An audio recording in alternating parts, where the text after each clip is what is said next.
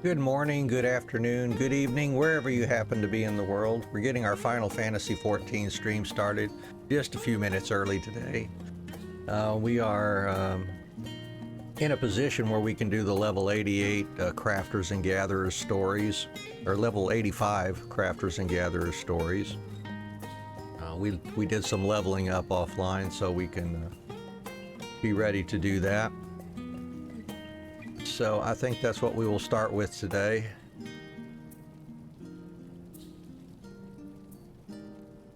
See, our leather worker is out of a carpenter, leather worker, and weaver. Leather worker is the lowest level.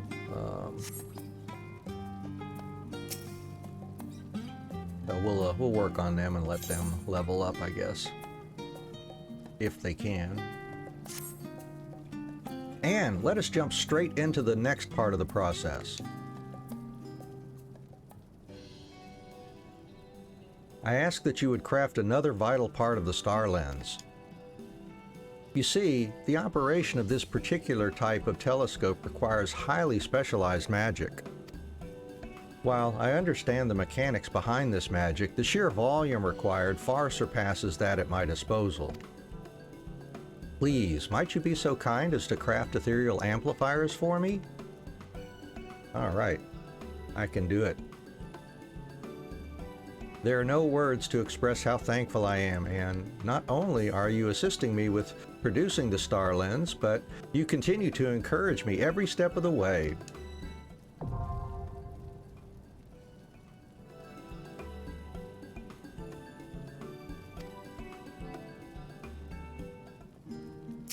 We got to give him this star lens, ethereal amplifier. All right.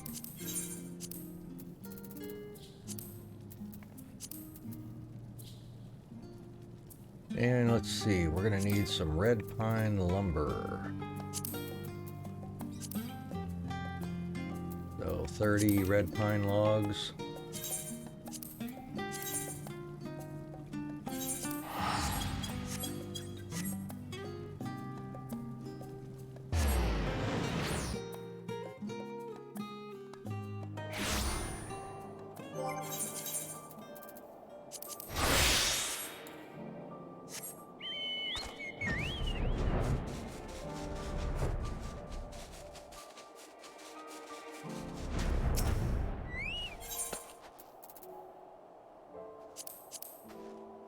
Botanist is getting real close to 90. Miner made it to 90 while we were doing some gathering. Fishing's still back at 85, but we'll work on them as we can.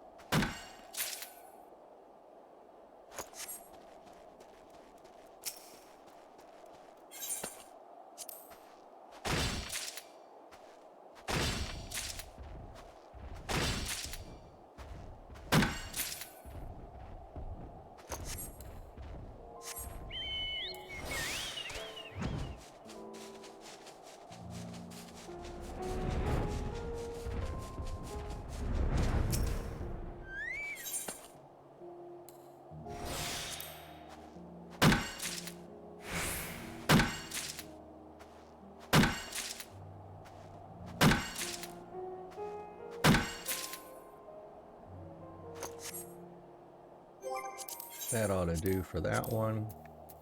And we need snow linen, which, oh, we can get the parts here too. Yeah, need the snow flax.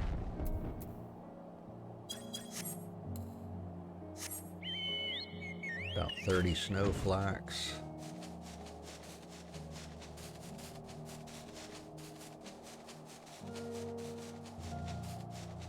Well, that's convenient that those have to be gathered in the same zone here. Ooh, what's he doing there? Oh, Emperor's Rose.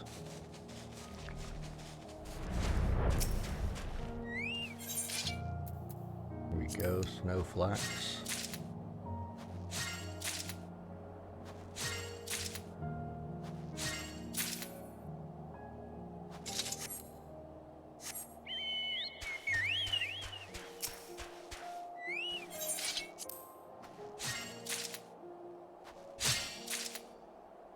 And we saw I have Carpenter up to 86, but I want to get all of them up to 86 next, because then they can start crafting the level 87 collectibles. And I'll just gather enough materials to make, oh, I don't know, maybe about 20-ish, 18 to 20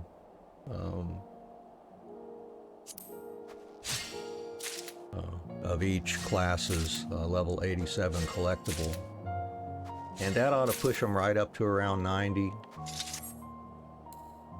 So that, you know, a grand company turn-in or two ought to finish the job, or possibly doing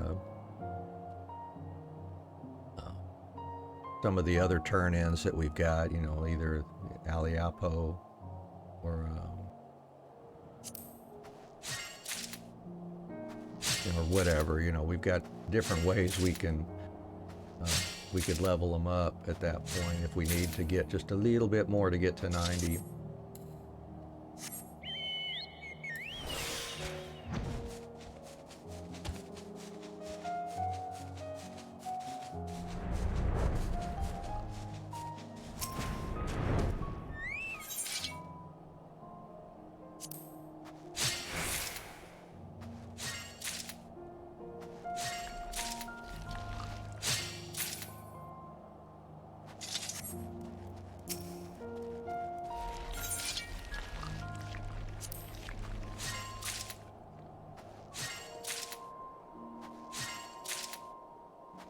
And that'll do it.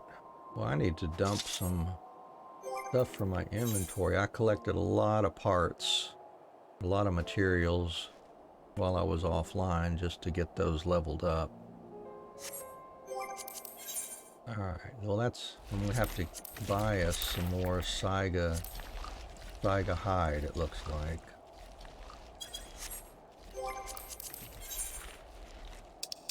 So let's head back to Charlie and see if we can get some stuff here.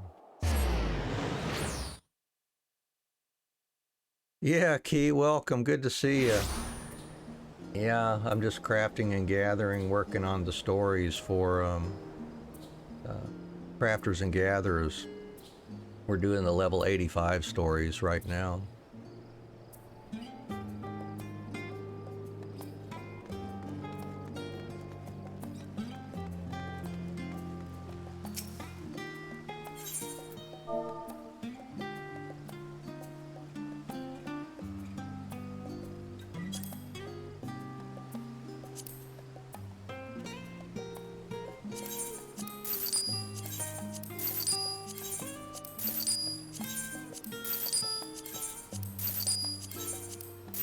I'll buy up the cheapies. Okay. Cool, cool. Well, good. You doing all right there, I hope?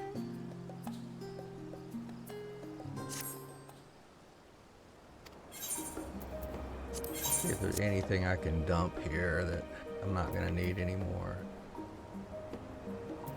Maybe turn around and sell that ether sand again.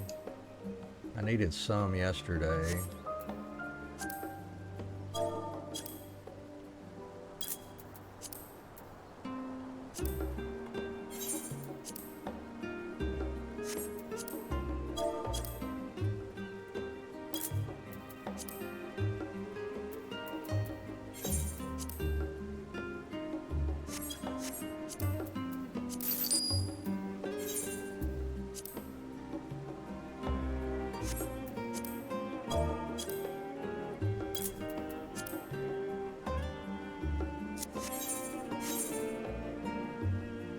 Doing pretty well, working on your final main, and then it's on to alts. Tekken 8 closed beta. Oh my gosh. All right. You enjoying that so far?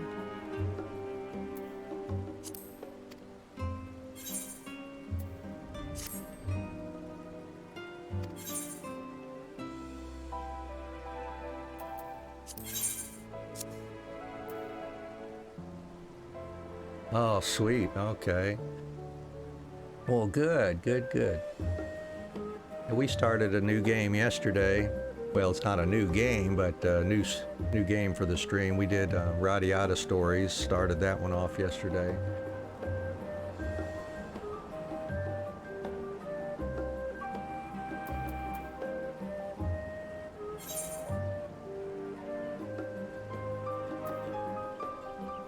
It's basically nostalgia for me. Plus, I figured I was going to focus on tri-ace games for the most part for part of my streaming life in the immediately foreseeable future, as well as the Square Enix Final Fantasies as well. So after this one, after I finish up 14 here, or at least get everything to the end of what we can do here, I think I'm going to start Final Fantasy Tactics or possibly Final Fantasy 1. I haven't decided, but I'm leaning more towards Final Fantasy Tactics for starters, and then I'll do all the numbered ones, 1, 2, 3, 4. Yeah, that was a PS2 game. They haven't made a remaster for that one yet, but yeah, I fired up the old hardware, and we were playing on PS2 yesterday for that Radiata Stories.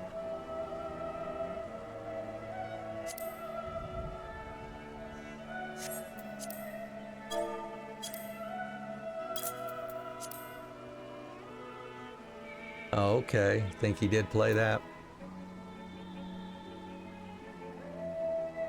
There are a lot of games I played, you know, back in that era, the end of the PS1, right before PS2, and then when PS2 came out. And I go back through my game collection and pull these CDs out or these DVDs out. I'm like, whoa, I don't remember that one, but it looks fun. And I actually do sort of remember playing Radiata Stories. It was pretty interesting. For me anyways. And then there's other ones I've got for PS1, which I'm kind of itching to get into at some point too, just ones that I hadn't thought about in a long time and remember actually playing them before. There's I think there's a Saga Frontier 2, yeah, number 2.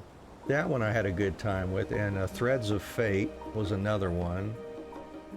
And oh, and definitely the Wild Arms games. I'm gonna want to get into those again too, I think.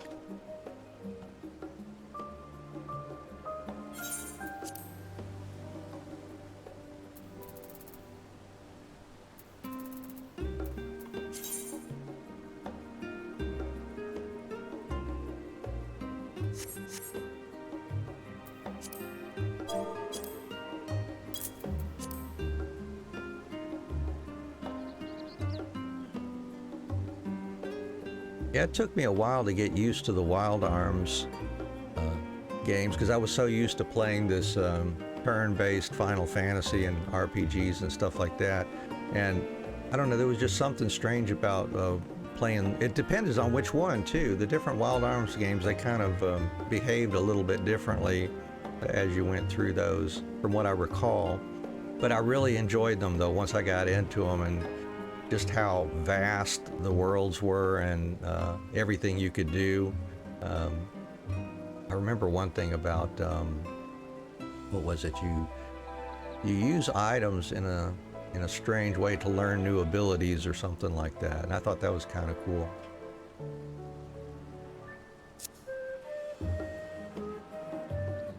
Let's see, anything else we want to dump here?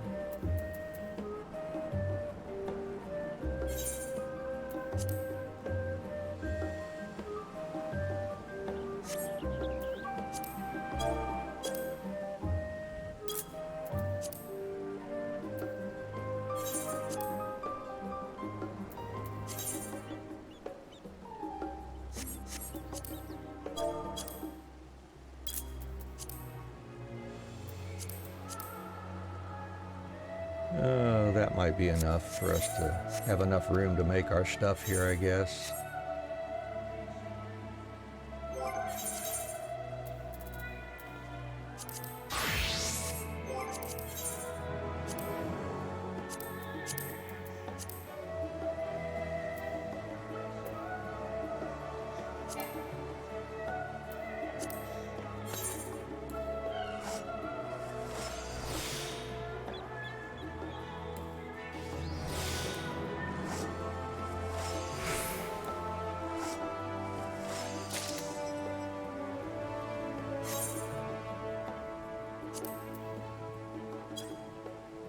Got 2 already. Let's see, we just need 4 more. Go ahead and do that.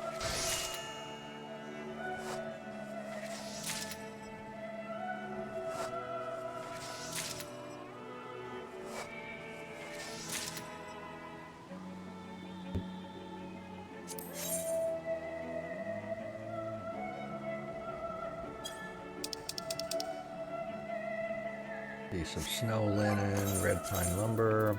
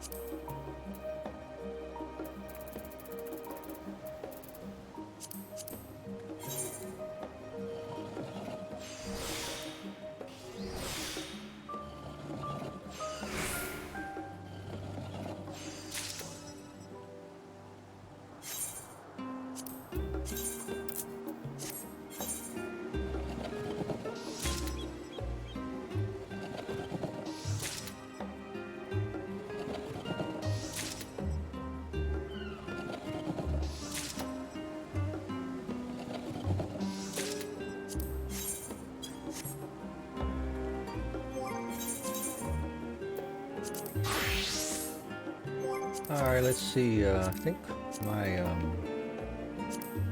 my basic macro here I've got was good enough for these. Let's give it a check here and see.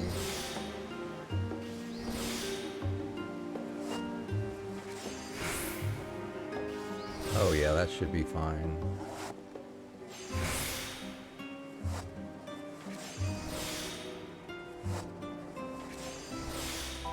Oh yeah, that's going to be overkill even for that one.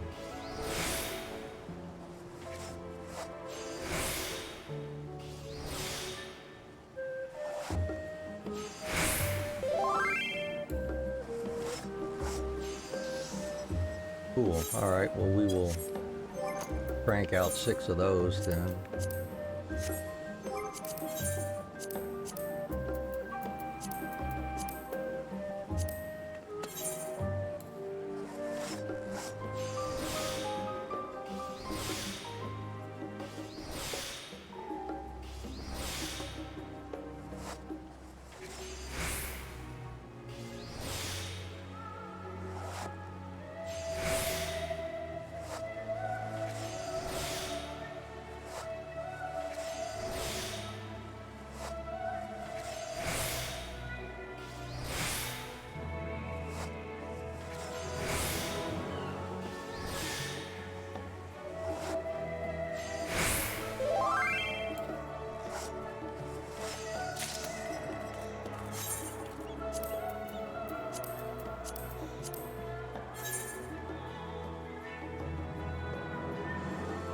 Hey, Culture, welcome, welcome. Enjoy your lurk, buddy.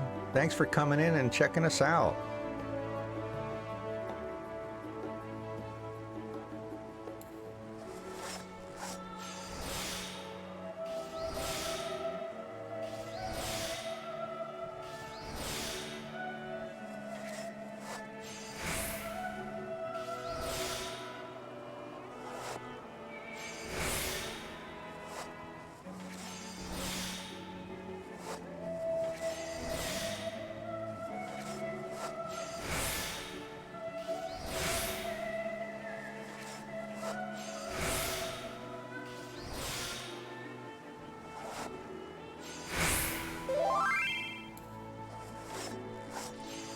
Ooh, there comes Harry Potter. Look at that. Huh.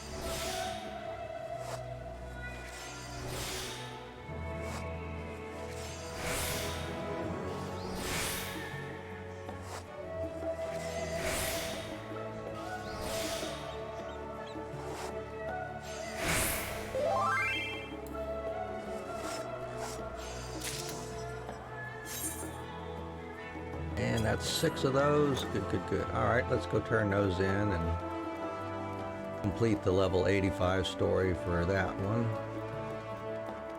Jude and his amazing telescope.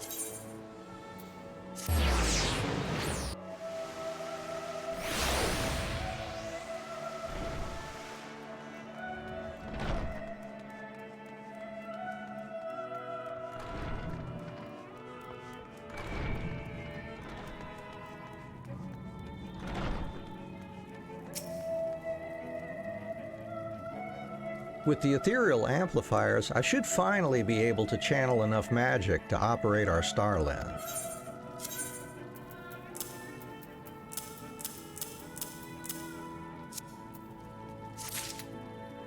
And it's absolutely perfect. Thank you.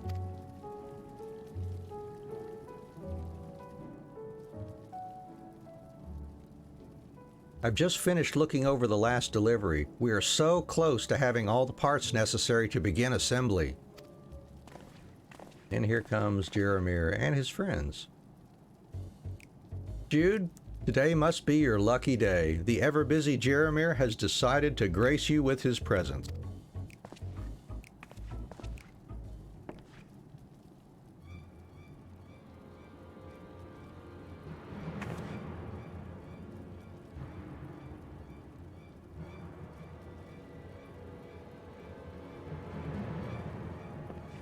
Who are these people? No doubt they're here to extort coin from me. I must report them to the Studium's guard post-haste. Thinking aloud again, are we? You need not worry, they are with me. In fact, they are members of the poetry group I mentioned. I brought them here so everyone could get acquainted. It's nice to meet you, Jude. She's speaking to me. Of course she's speaking to you. That is, of course, the reason we are here, is it not? Ah, you must be the craftswoman assisting Jude. Do also feel free to drop in on one of our poetry meets sometime, should it strike your fancy. Hey! So, what do you think? A magnificent group of people, are they not? We were just on our way to the last stand. Would you care to join us?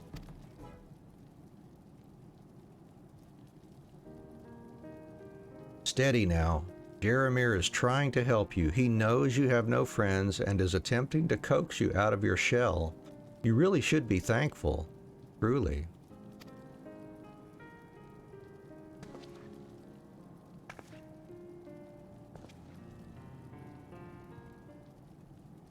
Absolutely not. Apologies, but I am currently in the middle of producing something known as a star lens. Perhaps another time. What is this nonsense? Come now, Jude, join us just this one time. Only regret awaits should you continue down this dark path. How can you say that with such certainty? Trust me, he knows exactly what he's talking about. Please, that's enough. Let us just be on our way, shall we?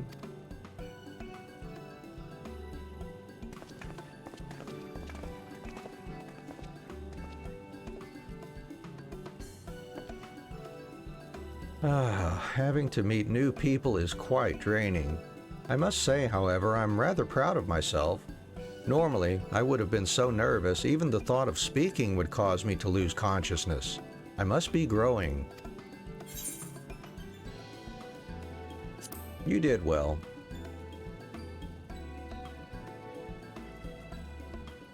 It is you I have to thank, Anne. Your continued support has allowed me to really blossom. Now, enough about me. We are so close to the finish line. With just a bit more work, the star lens will be complete. Before we proceed, however, there is one thing I must confirm. Please, come back to see me when you next find the time. Well, I've got the time, but just not the level right now. Thanks to Anne, the chocobo in my heart has transformed into a mighty goblin. Okay.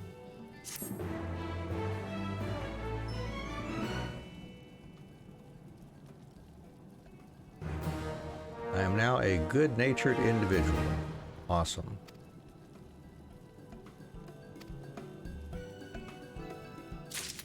Oh, that's right. There's a special level 85 quest, so we'll do that one too. In your promise.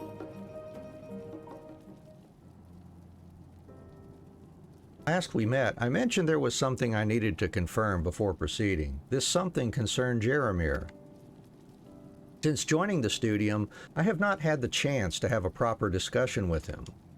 There is so much I would like to ask him, such as why he refuses to speak of our vow from 10 years ago, or why he insists so fervently that I drop my studies. For the longest time, I was too scared to confront him. I thought if he had truly lost interest in astronomy, maybe we wouldn't have anything in common anymore, and... Never mind, that's no longer relevant.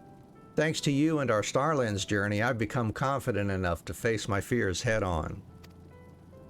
I plan to meet Jeremiah and ask him what happened to the promise we made at the exact spot where we encountered the Azure Star in Tranquility. But I'm positive that if I ask him to come, Jeremiah will find another clever excuse to avoid me. Much like you're finding clever excuses to avoid him too, it looks like. Please, Anne, would you be so kind as to ask him in my stead? Sure. Thank you. You can likely find him at Ox Landing reciting poetry with his friends. In the meantime, I will make my way to Tranquility and wait for you and Jeremiah there.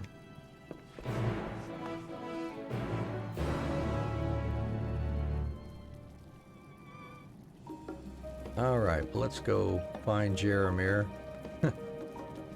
uh,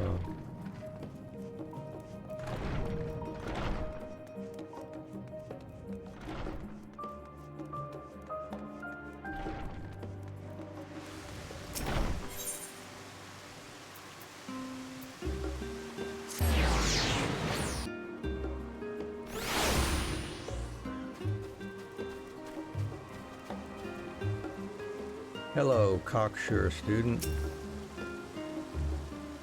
You there! You're the craftswoman helping out at the Faculty of Astronomy.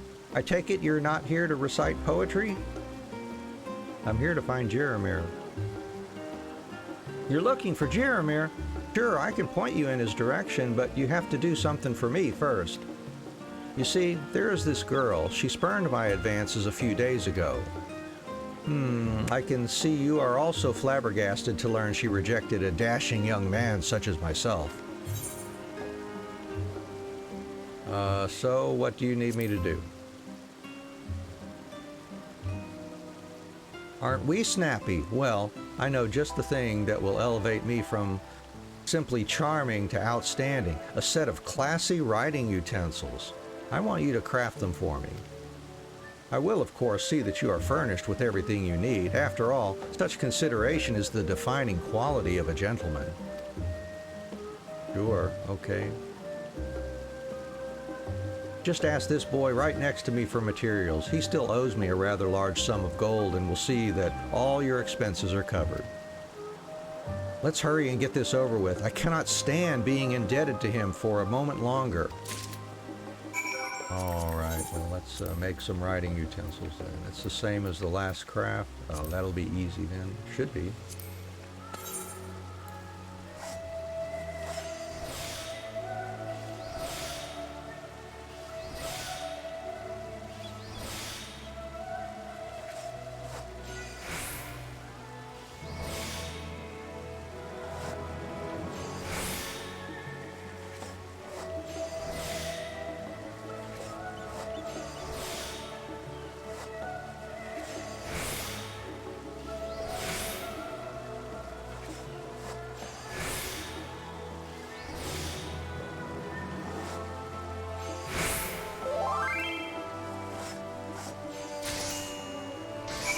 Super duper. Here you go, cocksure student. Once you finish crafting me my utensils, you can deliver them directly to me. All right, here you go.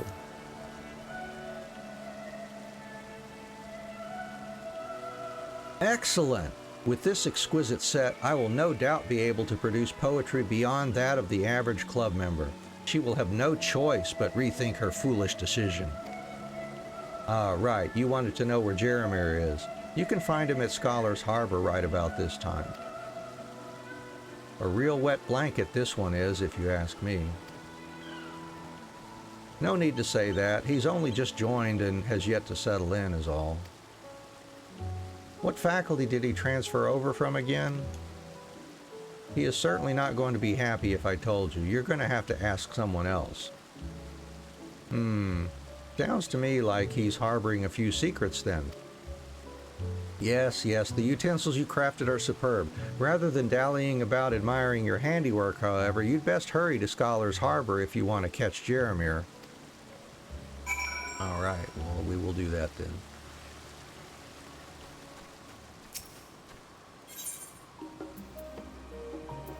There, Scholar's Harbor.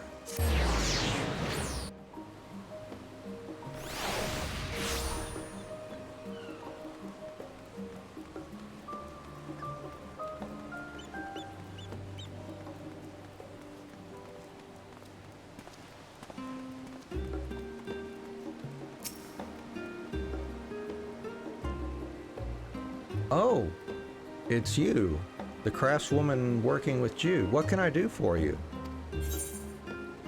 I want to talk to you about Jude. You want to speak with me regarding Jude? Very well. I suppose I can spare a few moments if it concerns our dear friend Jude. Shall we talk here, or did you wish to speak in private elsewhere? tranquility, I'll be on my way then.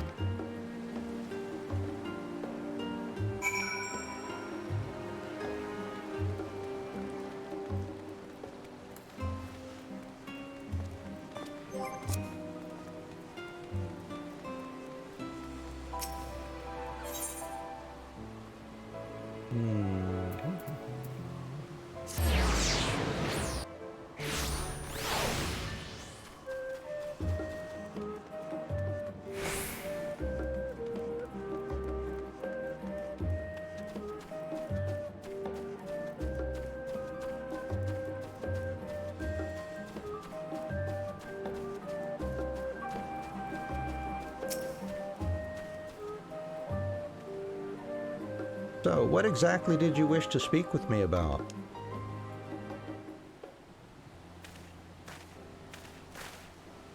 I see. I suspected as much.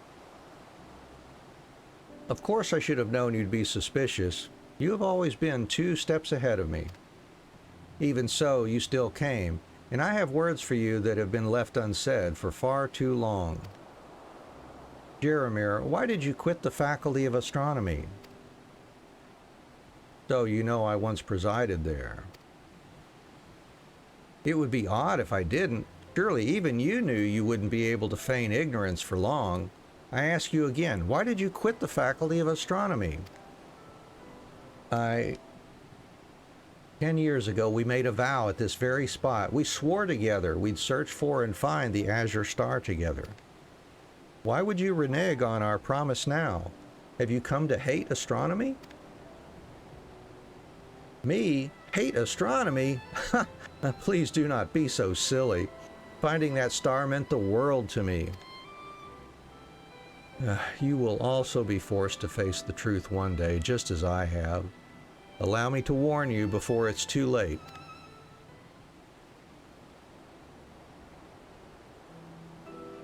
I am but 1 summer older than you. I shed blood, sweat, and tears to ensure I'd be able to earn a place to study at the Studium. I kept silent about which faculty I was to enter because I had hoped to make some progress toward our goals and surprise you with it once you joined. Upon hearing members were free to use the telescope anytime, I joined the Classical Astronomical Association. I planned to devote all my spare time to our investigation. For several months, day in and day out, I took the telescope and observed every last corner of the sky without fail. To my utter despair, I was unsuccessful in ever locating the Azure Star. Even so, I refused to give up on our dream. I thought perhaps a more powerful telescope was required, and so, after much negotiating with my professors, I was granted leave to use the finest equipment available in the Studium. Yet for all my effort, all my planning, I could find not so much as a glimmer of that bloody star in the night sky. I grew more weary by the day and was eventually forced to come to a harrowing realization. The Azure Star does not exist. It never did. Just as the scholars at the Studium told us back then, we imagined it.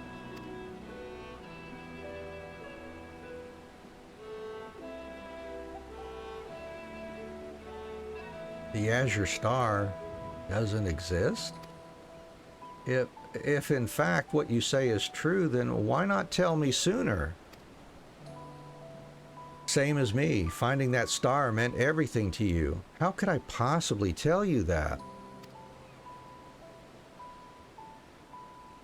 If the Azure Star doesn't exist, then what I've been working towards this entire time...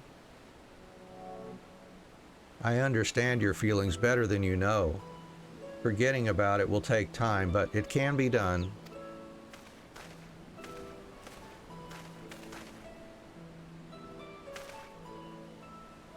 Promise me, however, you won't forget this, Jude. I am and always will be your friend and ally.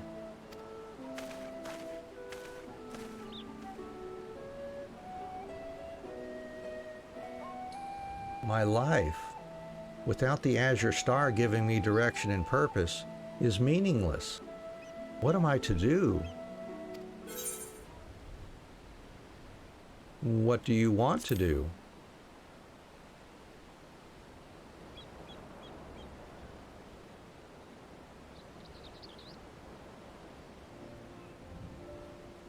Yes, you're absolutely right. Letting someone or something determine my life's path is the easy way out. I'm the only one that can decide what's right for me. Let's return to Maker's Meat. There is something I would like to investigate. Now you're talking.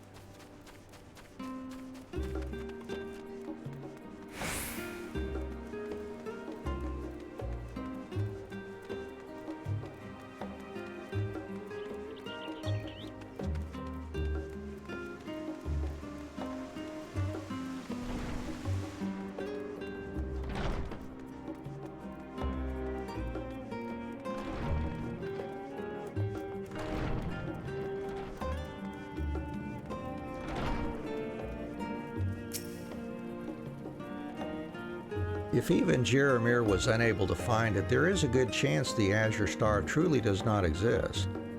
There is, however, one other possibility. There is the chance it is out there, just not observable with the tools that were at his disposal. The journey we're about to embark upon is about as dark and uncertain as a flight through a starless night sky. Regardless, I shall not give up. This is a dream I pursued for a decade. I cannot walk away without a fight. Alone, I would have no hope of continuing Jeremir's work, but with you by my side, perhaps I can accomplish that which even he has not. And may I count on your continued assistance? I will see you through your adventure. I knew I could count on you. Thank you, Anne. Once I have everything sorted, let us begin production post-haste. Her continued encouragement has really lit a fire in my heart. I feel as fierce as a bomb.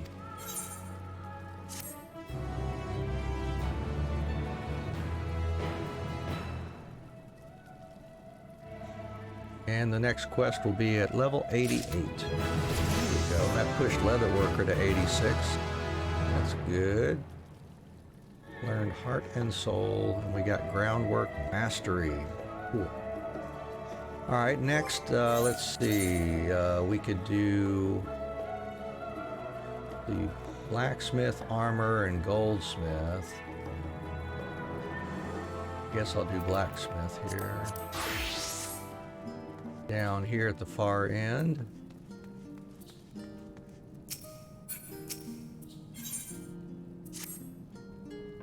Anne, lovely to see you again.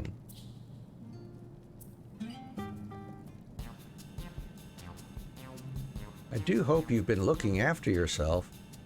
On more than one occasion, my students have fallen ill due to neglecting their health, you know. I wouldn't want you to go the same way. Goodness, listen to me prattling on like some worried old mother. Well, I may not be your mother, but the rest still stands. I am old, and I do worry about you. But never mind me, you're obviously in good health and spirits both. Now, while you were away, I took a closer look at the golden diada to determine what other parts may be faulty. The problem, it seems, is either the mammoth's core or the mechanism controlling motor function. I've examined the core, and it appears to be made from exceedingly rare minerals. I could find no gleaners willing or able to procure them, but I did manage to strike a deal with a merchant in the harbor. It will take time for the materials to be delivered, however. Until they arrive, I propose we start with another rather important piece of our mammoth puzzle. Your task is to craft the motor components required to support proper movement. This is far more complex than anything we have asked of you thus far. I sincerely hope nothing goes wrong.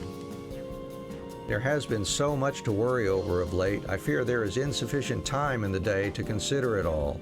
The thought of overlooked troubles keeps me from sleep, and before I realize it, another day rises with a new set of problems. Goodness, Boric, that won't do at all. Well, I suppose that's one more reason for you to do your best with this. I'm sure that would put Boric's mind at ease.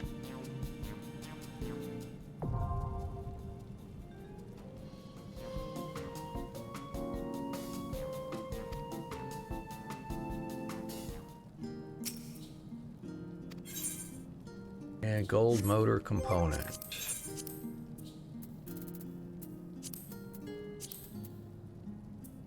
And we'll need, what, 12 bismuth ingots?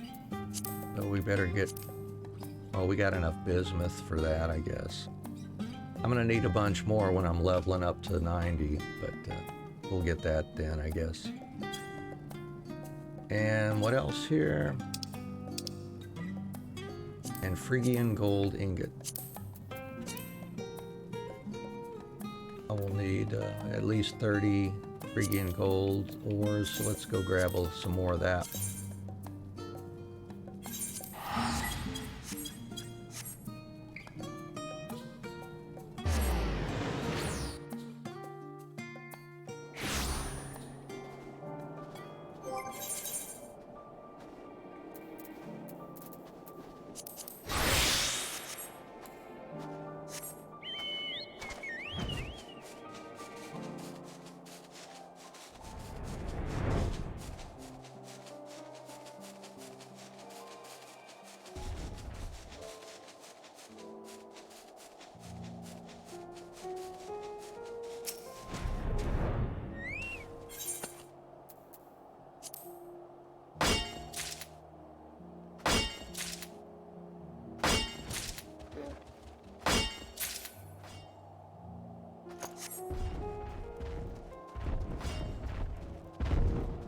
Hey, Bullwinkle.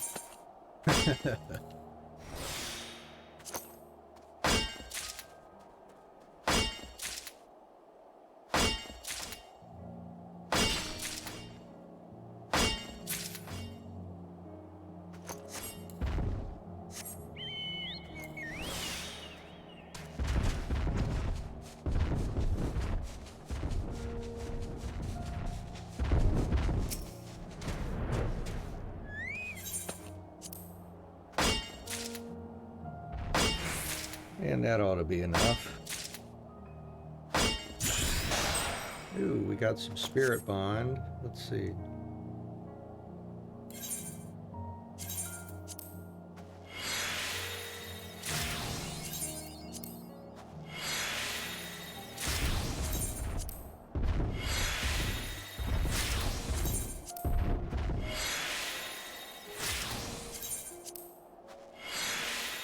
Oh, we got some more about ready to pop too. Let's go farm these and get some more ore.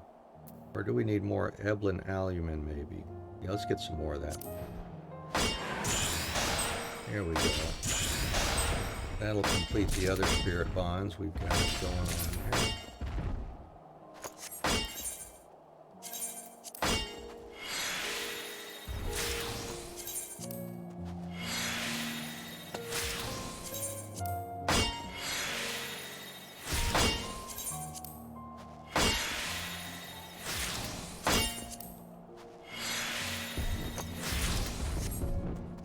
Alright, back to Charlian then.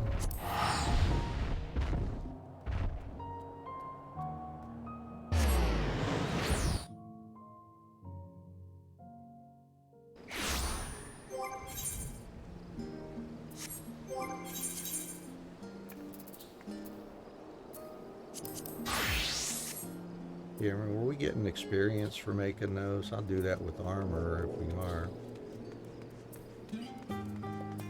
Armor needs a little bit to get to 85. That might help.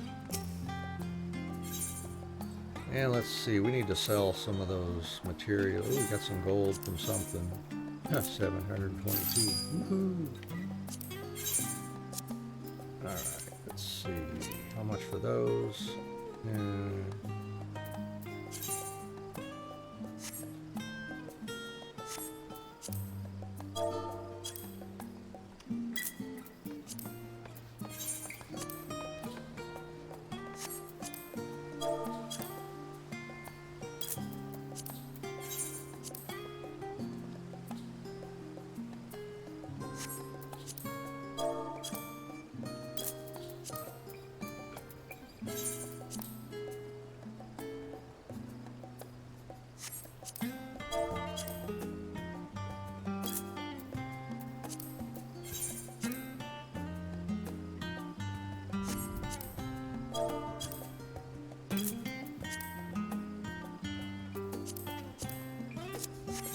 Alright, and we need 12 bismuth to get experience for making that, for sure.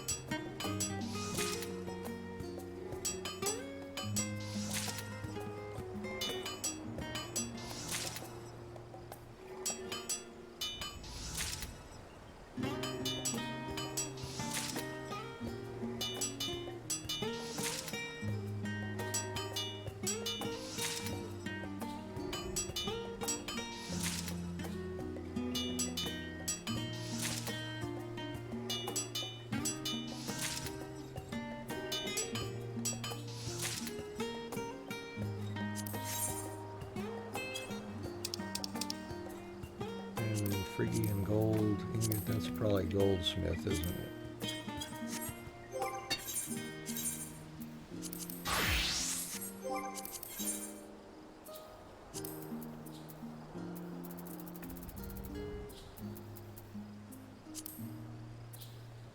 Alright, 6 of those.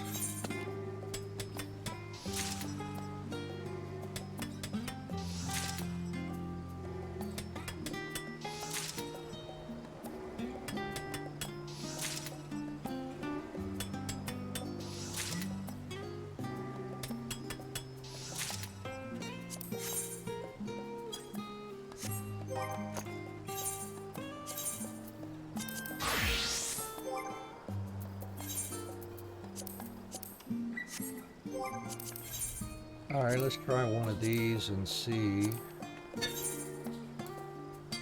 what we get for them.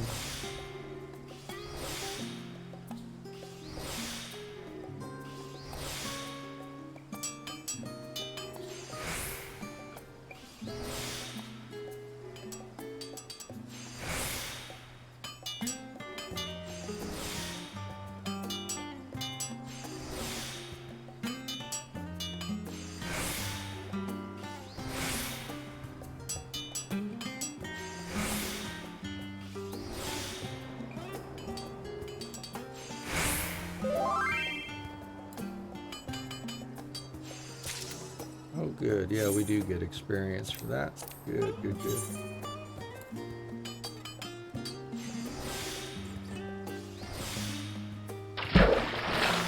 Hey, thank you, Key, for the hydrate. I appreciate that.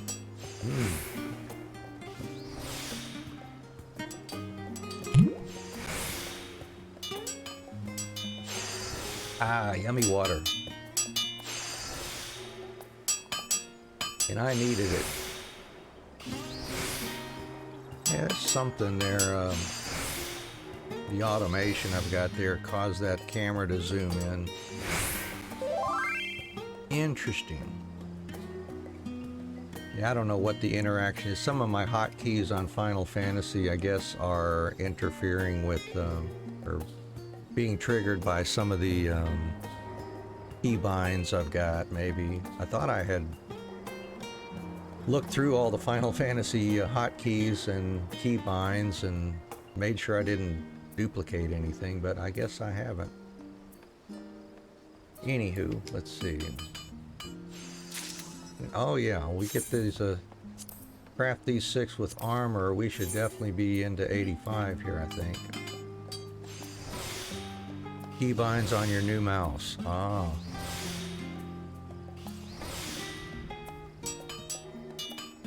I've been using the Logitech MX Master. I've got the MX Master 3 currently, but yeah, I've been liking this mouse a lot over the years. I've stuck with the MX Master series for years and years.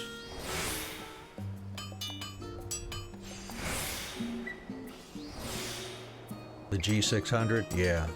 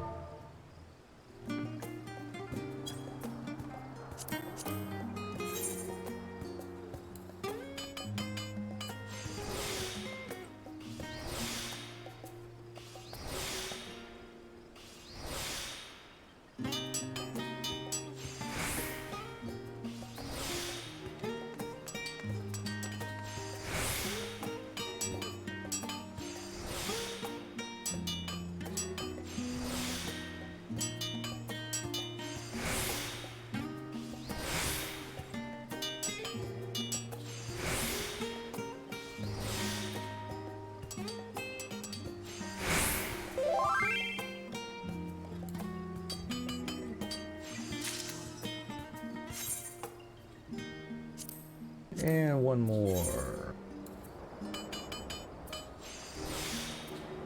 So, the question becomes, let's see who to turn them in as then. I guess I could turn them in as armor now that they're 85.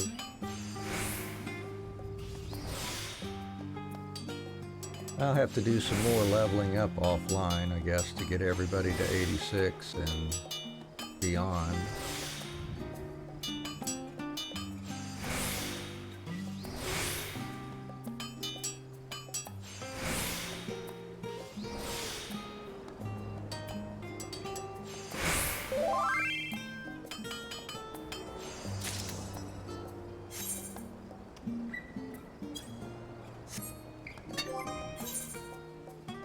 Yeah, armor is the farthest one back. I might as well do the turn-ins on armor. I could turn in at least 1 or 2 on goldsmith to make sure they're already at 86, perhaps. Let's do that. And then we'll put the rest on armor. That way I don't have to worry about getting goldsmith to 86 with anything else.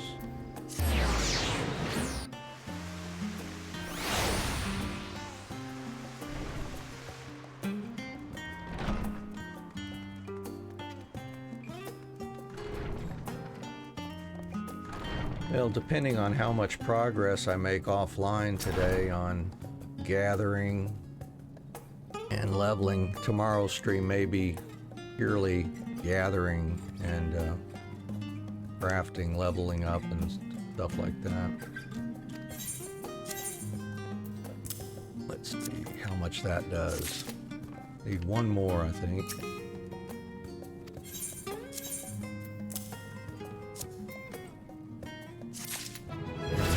Got goldsmith.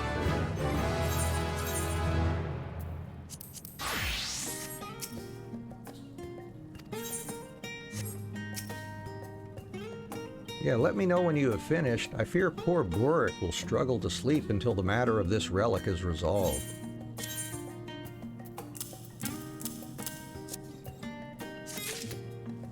Thank you. Fine work as always. This should fit our little friend perfectly. Let's see if it does.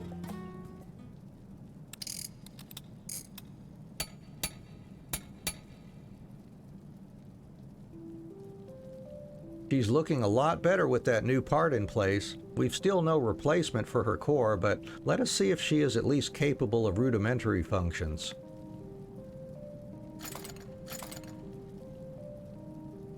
The golden diada moves a little more than before. You suspect it will be good as new once you replace its core.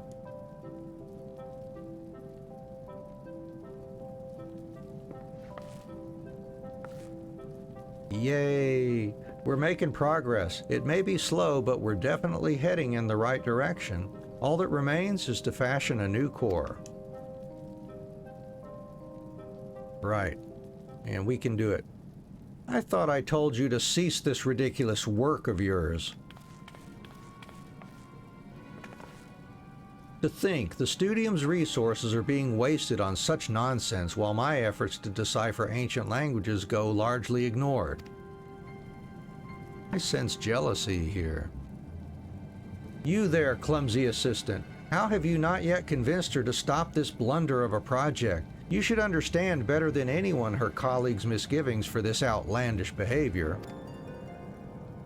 Well, I concede I do not share the professor's optimism for the potential of that thing, but so long as I am her assistant, I will continue to support her in whatever way I can.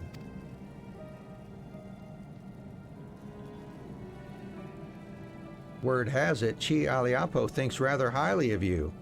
For her to sing such praises, you must be an artisan of remarkable skill. Yet, for all your talent, it seems you still have much to learn about what work you should and shouldn't accept. Excuse me. Your gifts will go to waste if you keep humoring this old bag.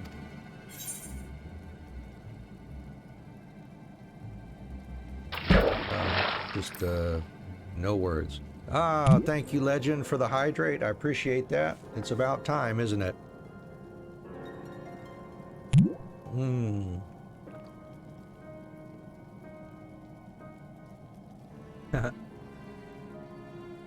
Honestly, what a merry bunch of fools you all are.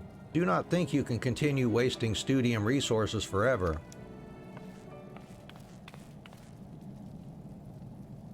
Is it just me, or did he seem to be in a rather good mood today? Well, hopefully that wasn't too distressing for you, Anne. We simply need to keep at it. I'm certain our mammoth friend will stir to life as soon as we get her a new core.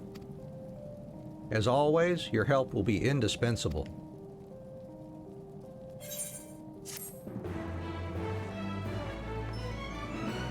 All right. I am a rather good relic restorer now.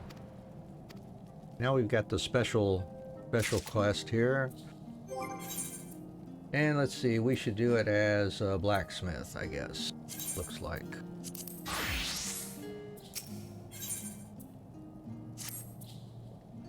Welcome back, Anne. So wonderful to see you again. We just received word our delivery of core materials has come into port. Bork was just leaving to go and fetch them, but now that you're here, might I ask you to accompany him? I would be certain of the quality of these goods, and I trust your discerning artisan's eye. Fantastic. Well, hurry along, you two. Let's be on our way then. The merchant said she would be waiting for us in Scholar's Harbor. Well, that is where we will go then.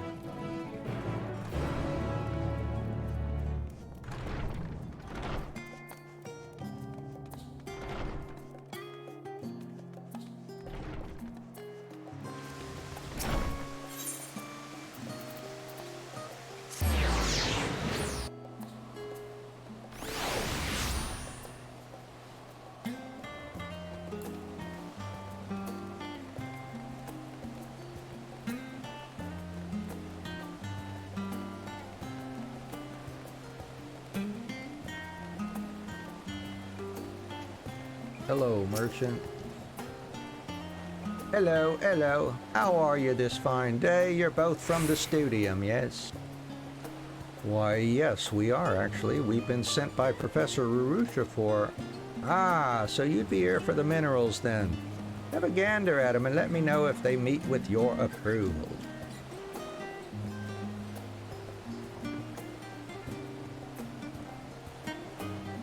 Well, they seem to be what we asked for. Any thoughts, Anne? Oh, that's great to hear. What a relief.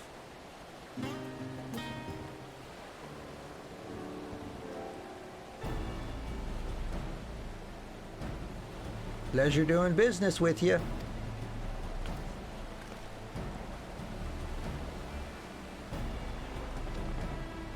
Here's the cranky Lalafell. Do you have the tome I recently ordered for the Studium? The order was placed under Namono Tayamono. Ah, Professor Namono. Always a pleasure. Of course I do. Here you go.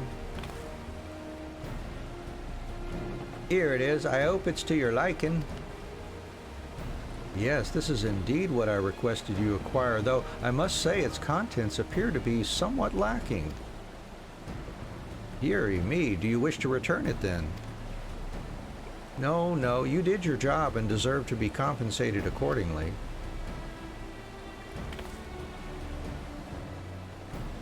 Thank you kindly. If there's nothing else, I'll be on my way.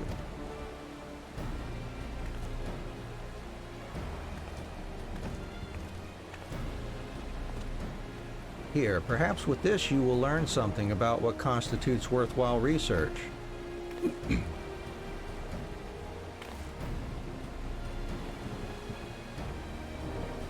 If it piques your interest, then feel free to visit me in my office. I would gladly welcome someone as determined as you to join my staff. We could do with another pair of hands.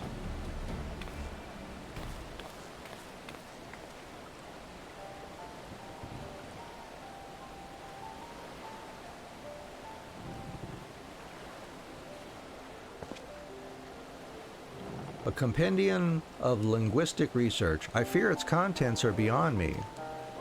Archaeology has always been my preferred field of study. However, my marks in school often left much to be desired. To even call me a second-rate researcher would be flattery. But that mattered little to Professor Rurusha. She took me under her wing in spite of my shortcomings, and my performance greatly improved thanks to her tutelage. So much so, I was offered a position working at St. Koenig's Find after graduation, but I couldn't accept it. I owe a great debt to the professor for all she has done for me.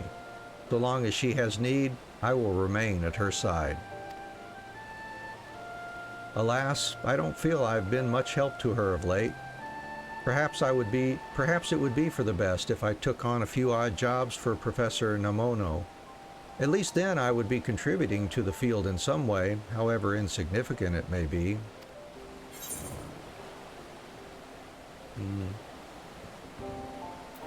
Only you can decide how you live your life.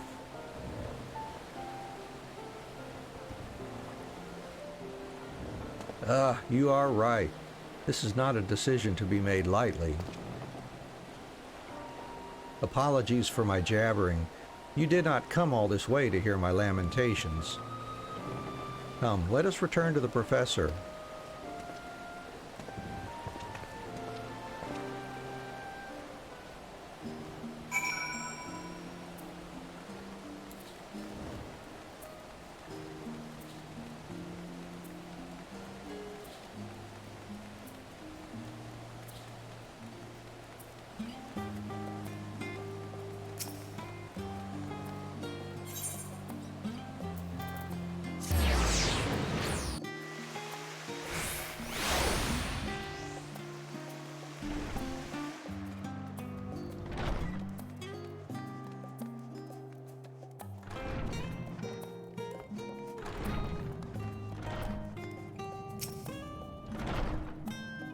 Welcome back, you two. Everything went well, I take it? Good to hear. Thanks again for lending us that discerning eye of yours. I say, Boric, what is that tome you have there? Oh, this, well, we happened to run into Professor Namono when we met the merchant, and the tome he ordered seemed to underwhelm him, so he shoved it into my hands. He, also asked if I might consider working for him. Look at you, getting scouted by other professors. You're coming up in the world, Boric. Alas, he only wanted me to help out with odd jobs. I could never hope to aid anyone in deciphering ancient languages, as you well know. I do wish he wouldn't put himself down like this. He contributes more than his fair share to my work at the very least. But let us set that aside for now. The time has come for you to get to work on the core. If you should have need of additional materials, Boric will provide. All right, well, I'm ready to make a core then, I guess. A gold core. Let's crank that bad boy out here.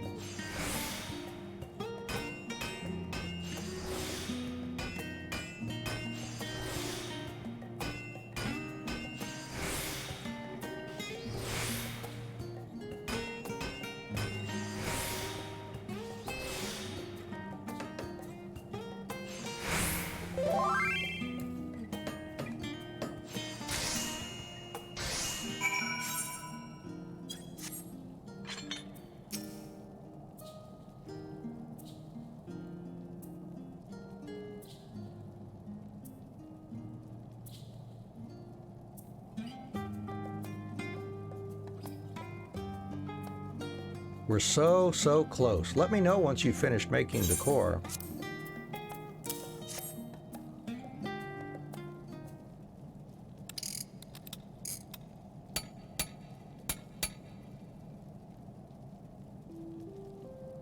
Well, that was nerve-wracking work, but I've successfully replaced the old core with your new one. Now we need but pray that it works. Whoa, check it out. For the briefest of moments, the golden diada took flight. Unfortunately, it immediately falls to the table. A rattling sound can now be heard coming from within. Yay! Well, what do you know? It really can fly like an airship. I can hardly believe my eyes. Are you certain it is not Allegan in origin? I can think of no other ancient civilization capable of fashioning such a mammoth.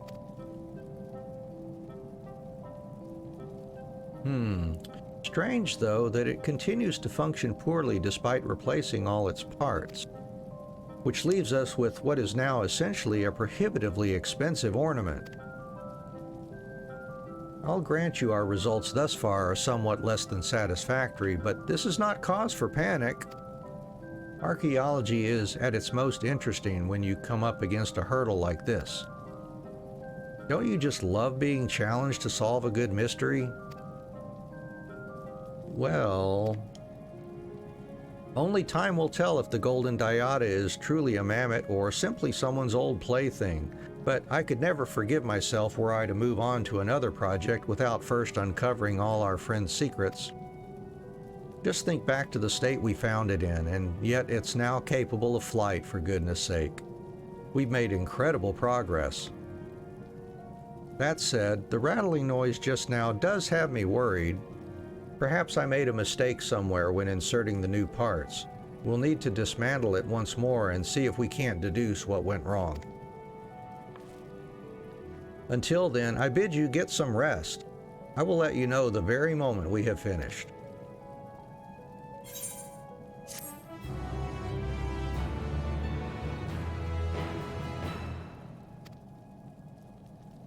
And the next quest will be available at 88.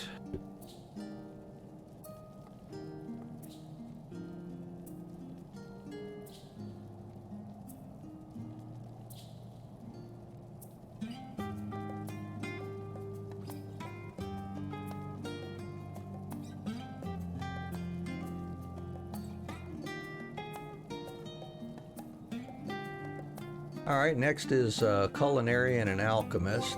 And what do we got here? Culinarian's furthest ahead. I guess we'll work on Alchemist.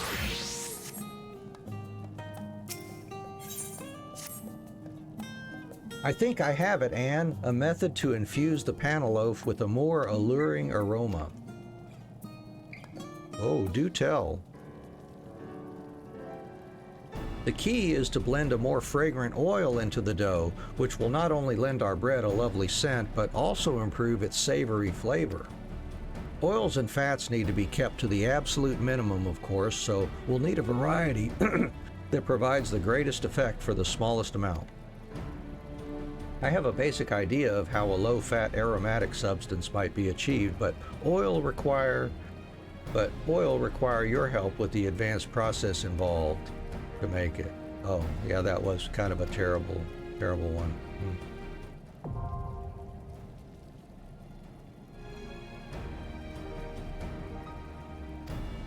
All right, so what are we making here, and what do we need? We'll be making cantaloupe oil.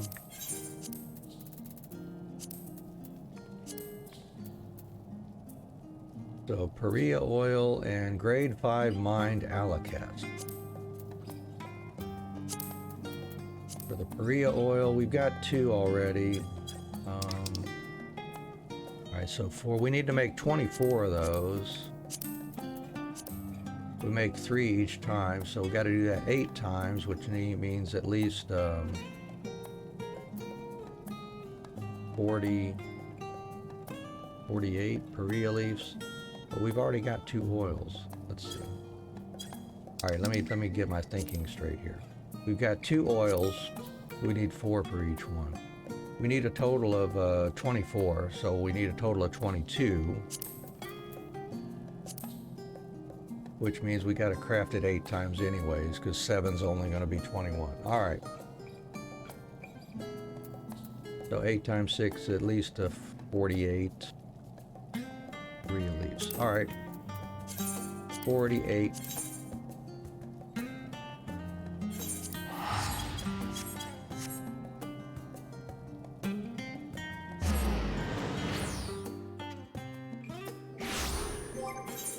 Get some more botanist experience. Slowly but surely pushing our way to 90 on botanist there.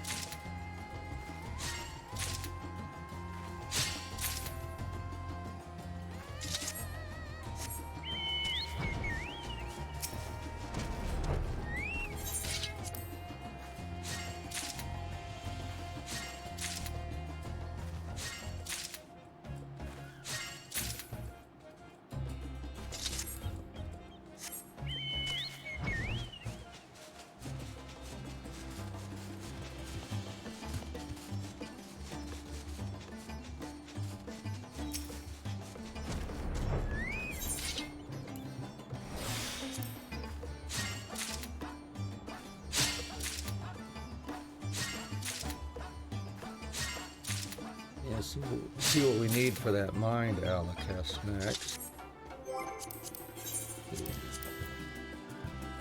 Same thing, we gotta make 24 of those. Makes 3 for each one, so we gotta do that 8 times. We can collect tiger lilies and underground spring water. So 16 tiger lilies.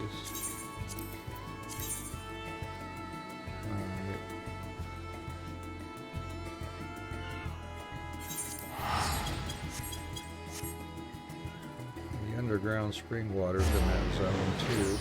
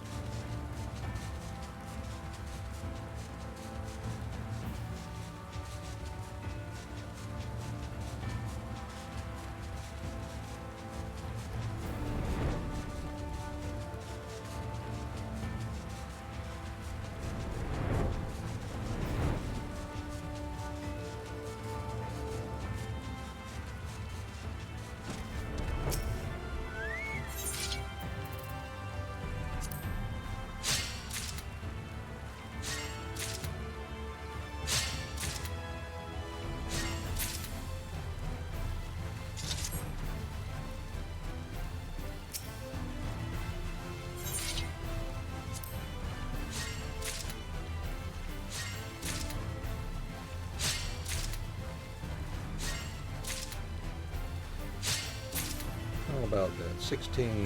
Good, good, good.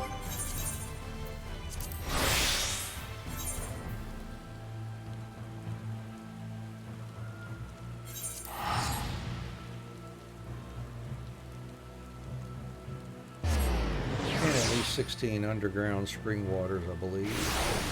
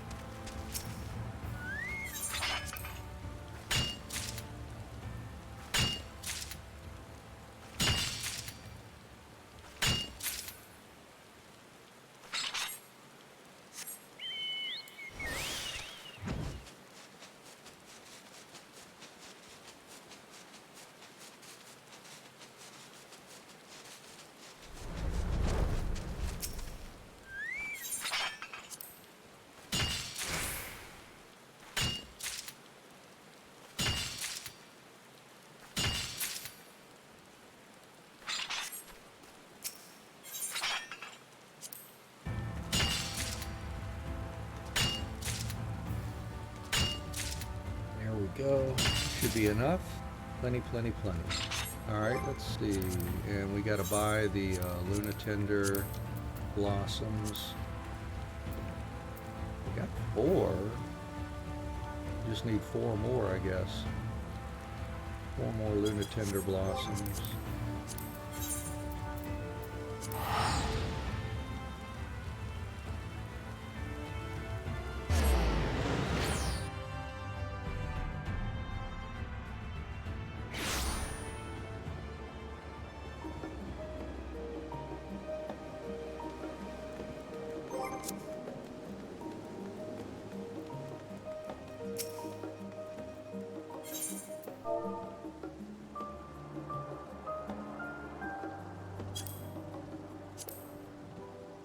There's 4 right there. Alright.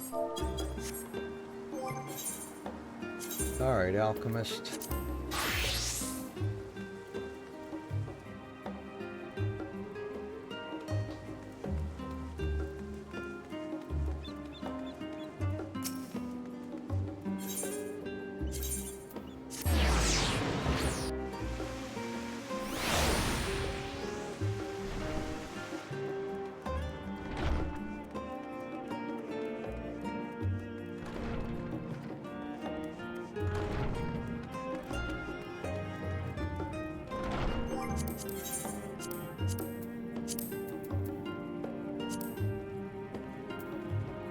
Do this 8 times.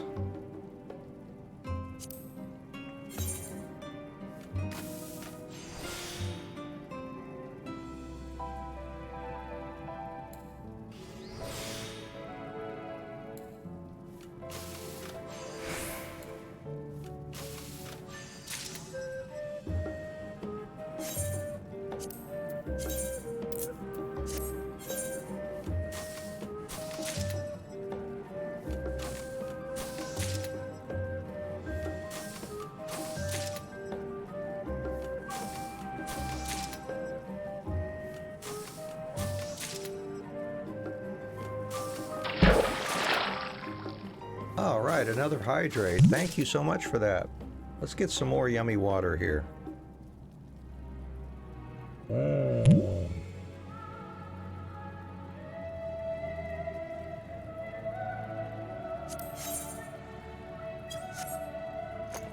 There goes that camera zoom again. Yeah, I'll have to look into that. But I should start writing some notes. What to look at here.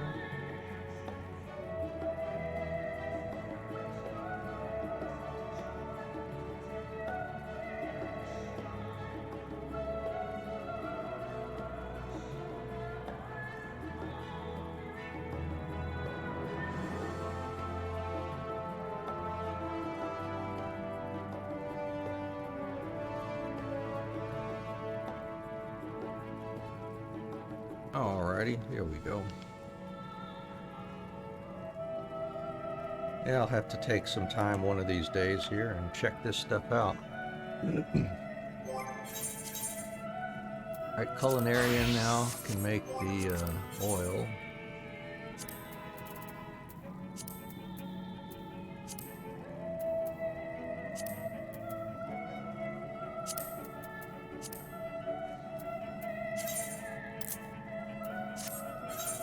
Make up all of those.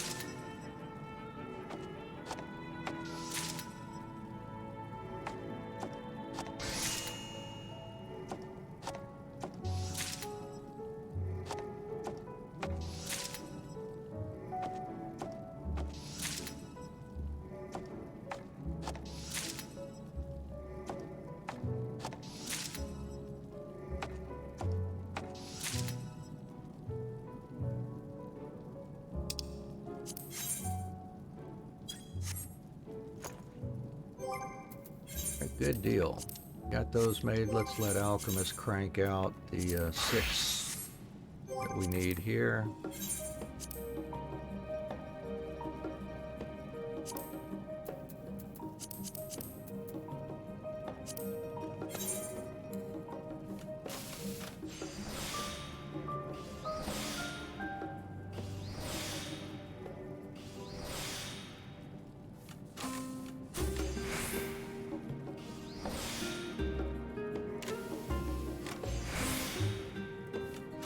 We may have enough time to completely finish off the botanist and miner stories.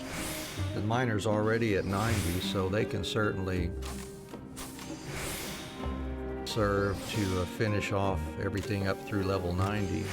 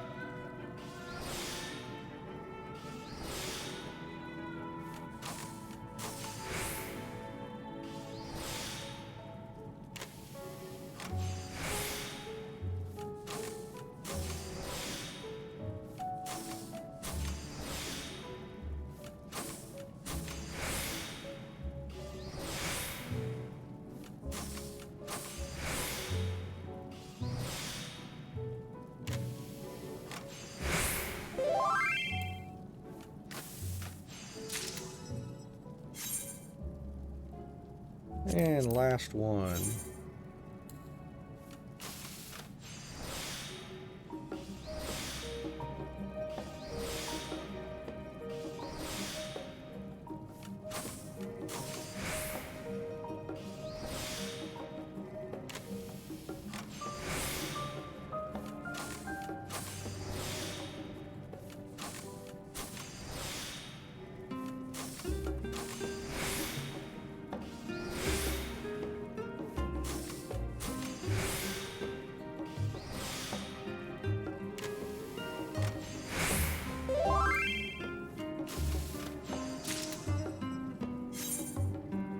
That ought to do it.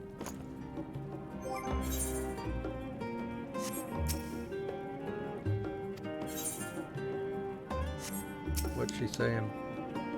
Fragrant oil. That will be the secret ingredient in our fourth and hopefully final test batch.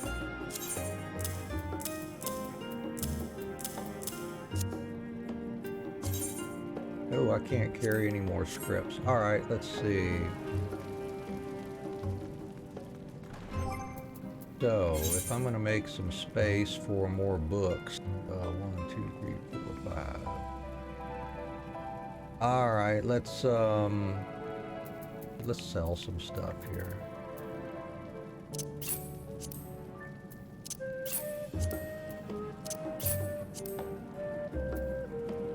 I don't need that. I can sell that. That too. That opens up at least 8 slots there.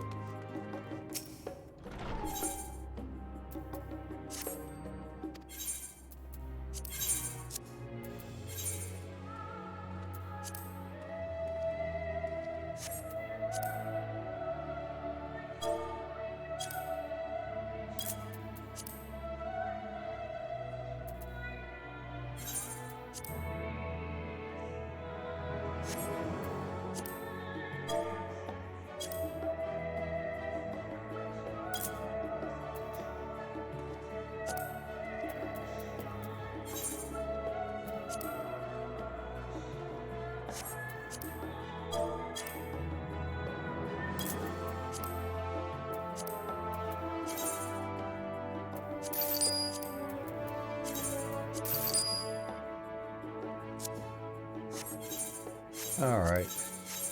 Yep, that'll be fine.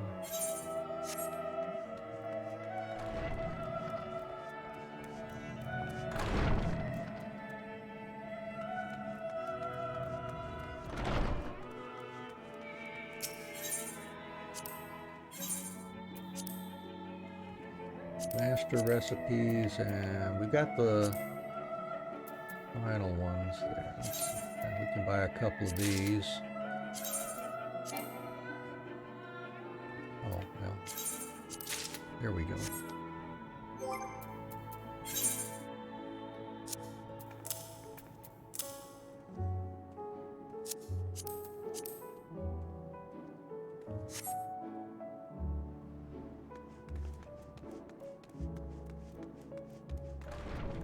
Here we've got our level 90 master's books sitting there waiting for us.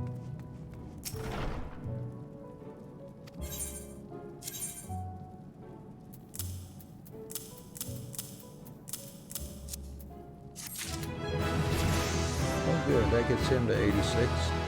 Gracious me, that smells incredible. I'm actually drooling. Once we work that aroma into the bread, people will be lining up to try a slice.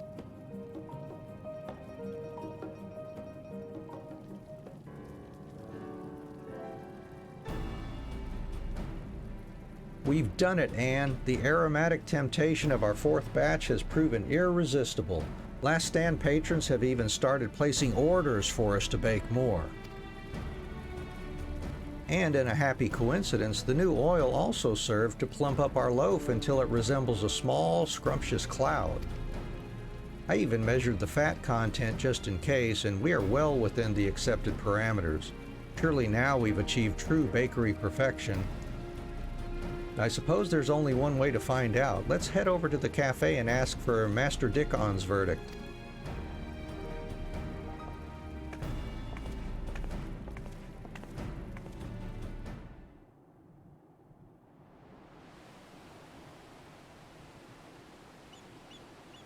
Please, Master Dickon, don't leave us in suspense.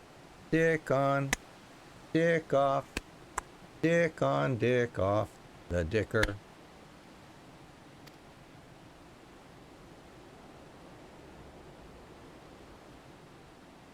This is unacceptable. What? I cannot have you baking bread that's more delicious than mine. You've outdone yourselves this time. Full marks. Yes. Yes. Now that we have the Master's unconditional approval, I believe that signals an end to our testing process. We make a wonderful team, Anne. How disappointing to find you frittering away the hours like this, and here of all places. And who are you? You set aside my assignment on digestive issues to pursue the trivial art of gourmet cooking?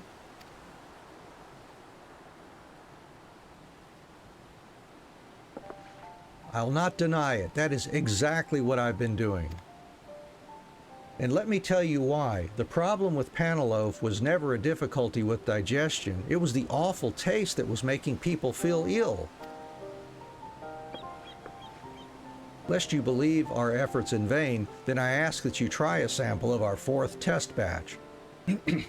I think you'll find the flavor much improved. Nay, I have no interest in your mundane concerns over flavor. The very subject sickens me. What I will do, however, is analyze the nutritional value of your much improved Panaloaf. We shall see if it even meets the criteria for a proper meal substitute.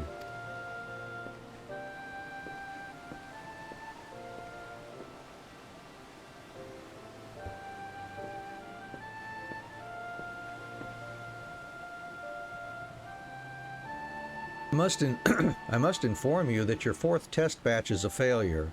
It is sorely lacking in ascorbic acid, a vital nutrient which any prospective meal replacement must contain. Deficient levels of ascorbic acid lead to outbreaks of scurvy. It is an illness which often afflicts sailors on long sea voyages and can also be prevalent in times of famine and hardship.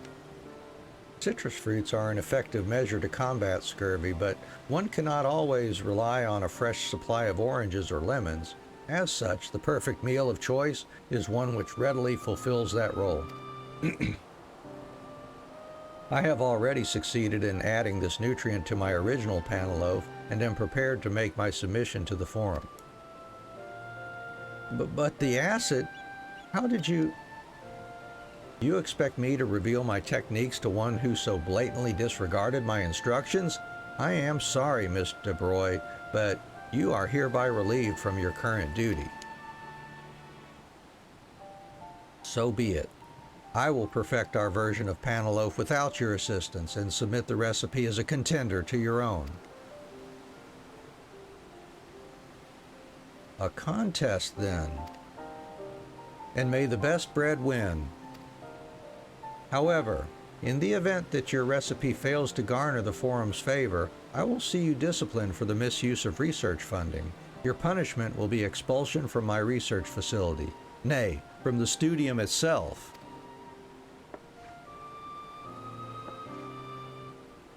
Professor Galvaroche, if you're so intent on ruining my employee's future, then I think I'm entitled to a question or two. From what old Mervyn told me, the two of you were once classmates. More than that, you were good friends, so I'd like to understand, why do you hold so much hate for the thing he held so dear?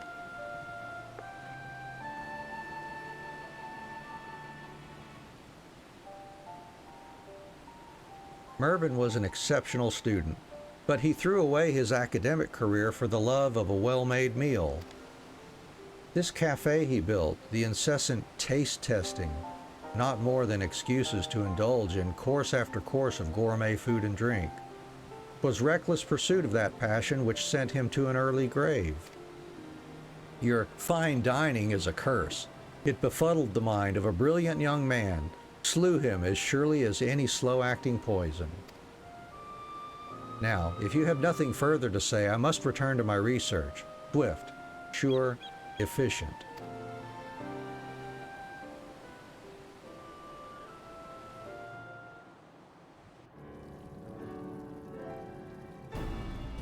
I had no idea the professor and Mervyn were ever acquainted, let alone classmates and friends. At least now I understand why my actions upset him so. But we cannot give up. For the sake of Charlian's bellies, you must help me win the Forum's minds. You can count on me.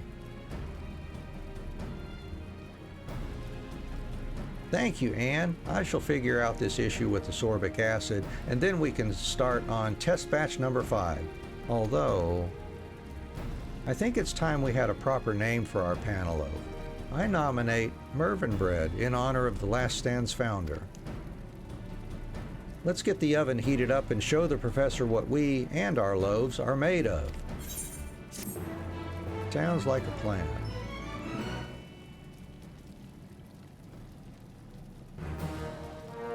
I am now an irreplaceable baker.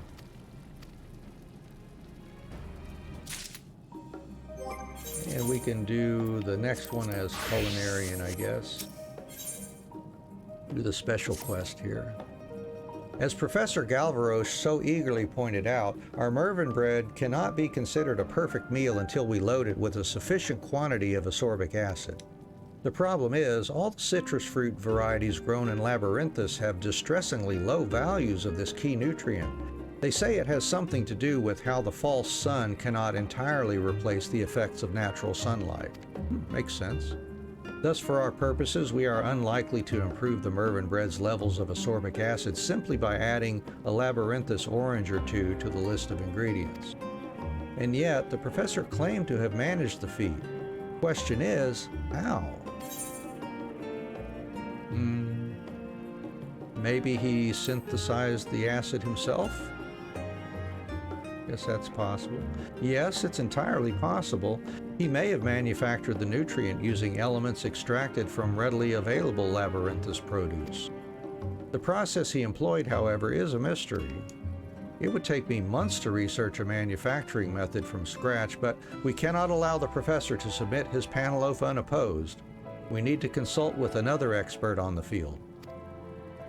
Radzat is the home of alchemy, and one of its noted practitioners, Master Jalvaz, is the Near East's leading authority on nutritional science.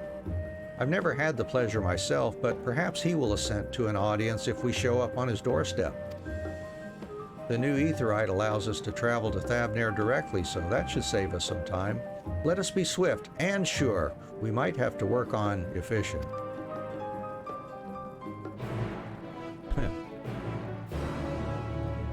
Certainly.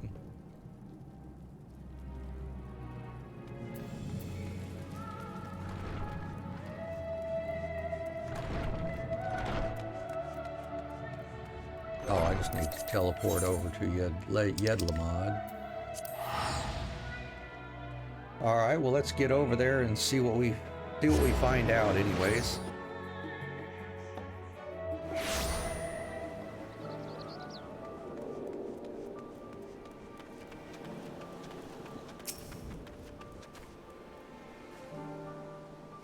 Oh, ugh, I feel sick to my stomach. But it's nothing compared to the nausea I suffered after one bite of the professor's panel loaf. Come on, we'll find Master Jalvaz in the city proper.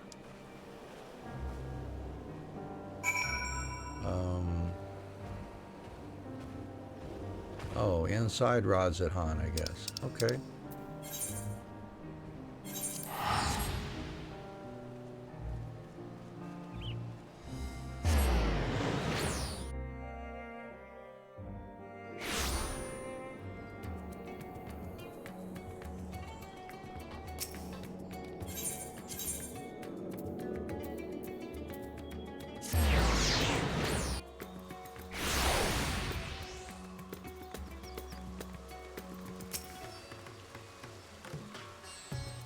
So, this is the fabled city of Radzatan. It's even more vibrant than I imagined. Yes, this is my first visit to Thavnir. To be perfectly honest, this is the first time I've ever left Sharlayan. What of you, Anne? Have you been here before? Yes. Then you can lead the way. I've studied the layout of this place from top to bottom on parchment, but in the flesh, I'd probably get us lost before we'd taken 10 steps. The documents I've read mention Master Jalvaz's affiliation with the High Crucible of Alchemia. I wonder, though, the man should be getting on in years and he may very well be retired. Anyway, it's somewhere to start. Let's head there now and see if he's still in residence. And she's now accompanying me.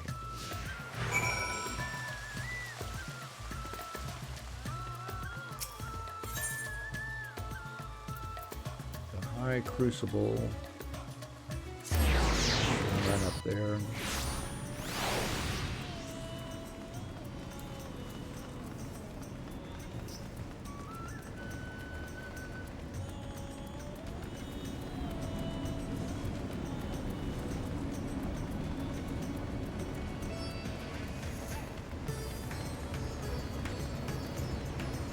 Now let's see what DeBroy's got to say here.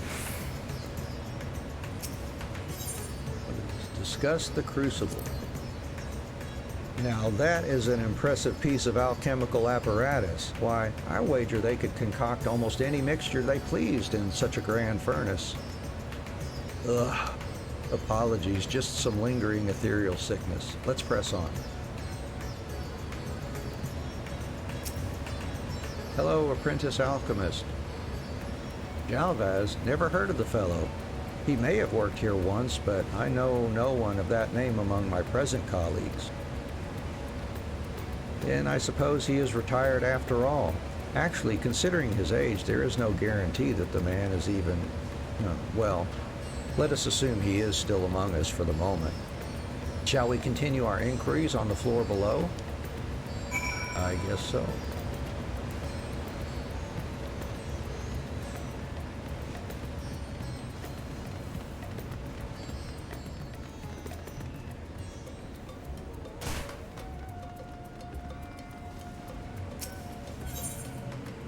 Discuss alchemy. They've spared no expense on this facility. When it comes to the field of alchemy, it would seem that Radzatan is malms ahead of everyone else, even the learned professors of Sharlayan. Hello, amiable alchemist. You're looking for a Jalvaz, the alchemist? That would be my great-grandfather, but it's been quite some time since he last worked here.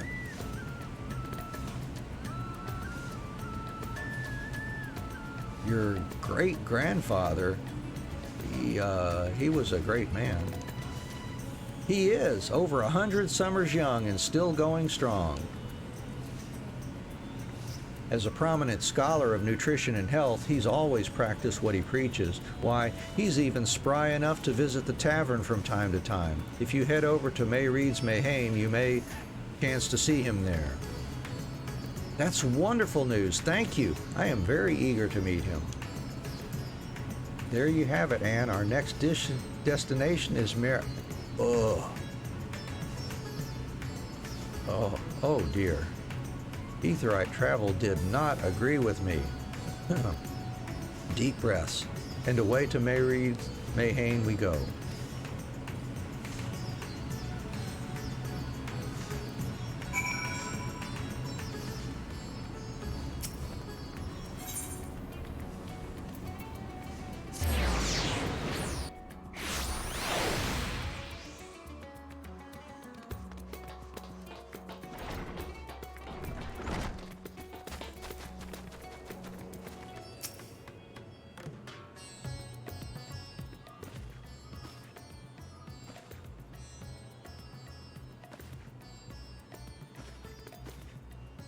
I don't see anyone who matches the portrait from the books, which makes sense considering how young he was in that particular picture. I wonder what he... Oh my goodness. Miss?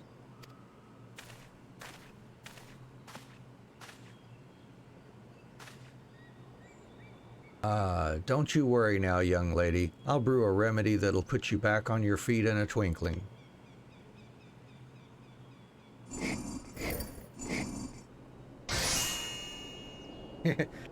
It's even high quality from the sound of it. Thank you, sir. I feel ever so much better. I've never heard of a bout of ethereal sickness lasting this long. Oh no, my dear, you are quite clearly suffering from a severe case of anemia. All the symptoms point to a lack of ascorbic acid. Without that nutrient, your body has trouble absorbing iron, which in turn leads to thinning blood, a disturbing pallor, and extreme fatigue. The medicine I gave you will remedy the immediate issues, but I strongly suggest you rethink your dietary habits. We wouldn't want your youthful promise stolen by a fatal case of scurvy now, would we?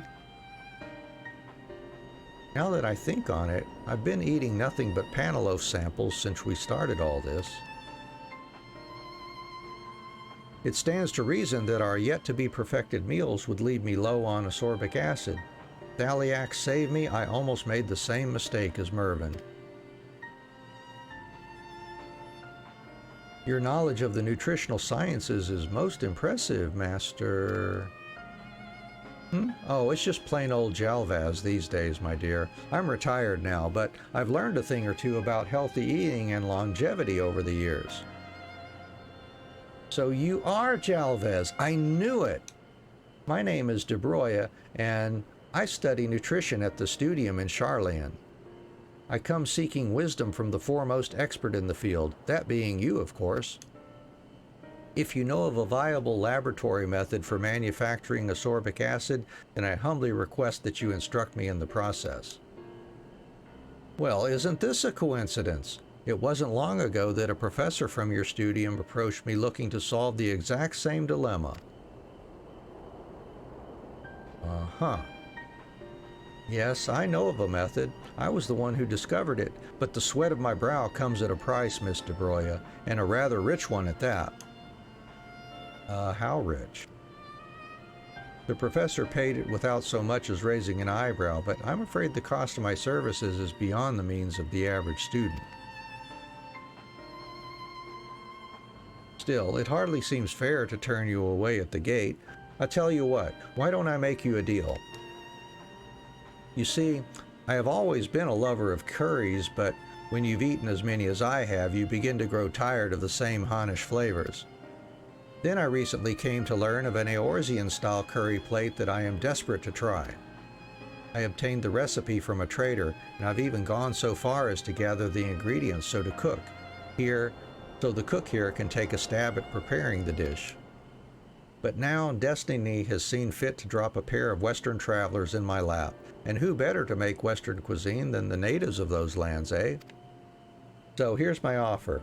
You prepare the curry, and I teach you the method, provided my palate is properly tickled. We accept. I promise you, we will make the most delicious curry you've ever tasted. The other visitor was almost certainly Professor Galvaroche, which means the process he learned is one which can be followed using resources from Labyrinthus. And what's more, Eorzean curry is one of the last stand's most famous dishes. I've made it many times. First, you caramelize the onions to bring out their sweetness. Add the bouillon, dice your choice of meat and stew until tender. Oh, and be sure to skim the floaty bits from the water, of course, and then...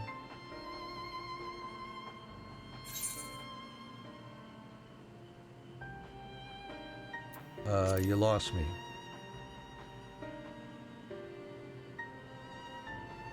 Sorry, I did it again, didn't I? Anyway, yes, I know all the steps. Aside from mixing the golden spice, Master Dickon was always the one to prepare that ingredient. If you could take care of that part, then I'd be more than happy to handle everything else. As I said, I have all the ingredients you need and more besides. Cook away and let me know if you're running low on anything. Ah, my mouth is watering already.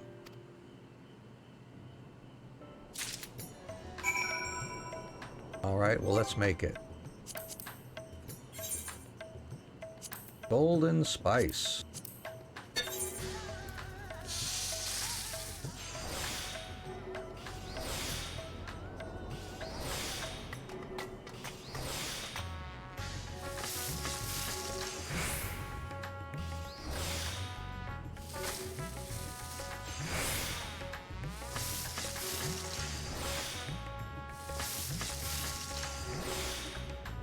Makes you want to dance.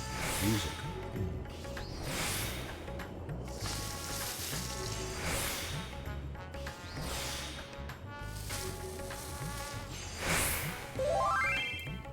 Alright, got that one done.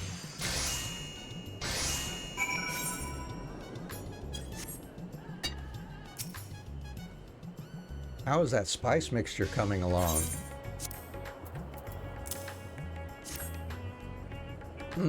It smells wonderful. This will give our curry the perfect amount of zest.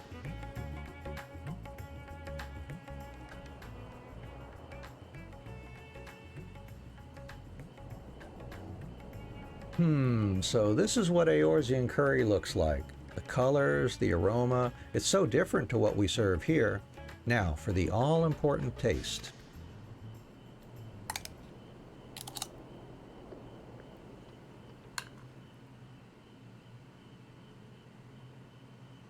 Is it to your liking, sir? It's fantastic! The more you eat, the more the layers of flavor compound into a harmonious orchestra of deliciousness. They say you can taste the chef's intention in a meal, and your determination to impress me has infused every bite. Yay! Then you'll share your method with us? Of course I will. A meal such as that is worth more than a man's weight in gold.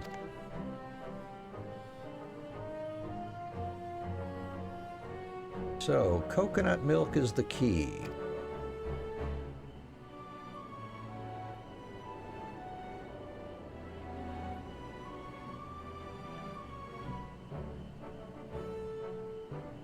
I like De Broya's boots. Those are pretty cool.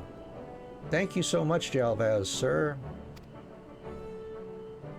There is one more thing I would ask, if I may. What, in your opinion, is the biggest secret to health and long life? A well-balanced diet is important, no doubt about that, but I believe you must enjoy what you eat. It's always seemed to me that digestion is aided by how much one relishes a meal, and the better one's digestion, the more nutrients one's body absorbs. Exactly. I've often thought the same myself. You've been a great help to us, sir. We wish you many more years of healthy living to come. And although I would love to more thoroughly explore Rodzat Han's gourmet delights, we must hurry back to Sharlayan, perhaps another time.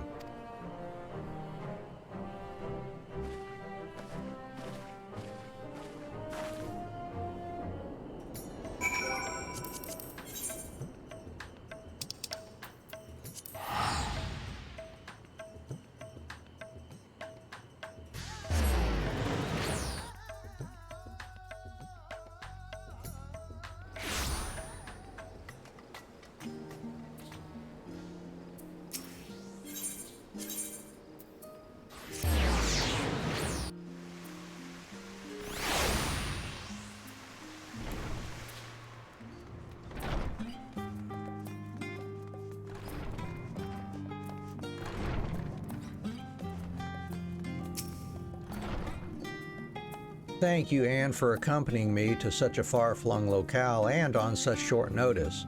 I don't know if I could have secured that alchemical process from Jalvaz without your assistance. But now that we have it, our next batch of Mervin bread will be well and truly perfect. This time, for certain.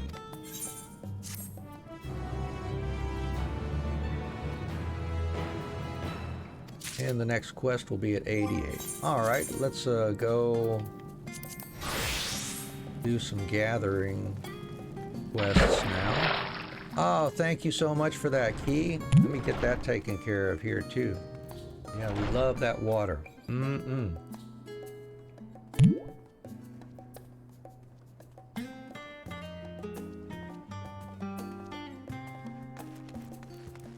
Yeah, there goes that zoom again on the game. Yeah, it might be tied to my mouse scroll wheel or something. I'll have to check that.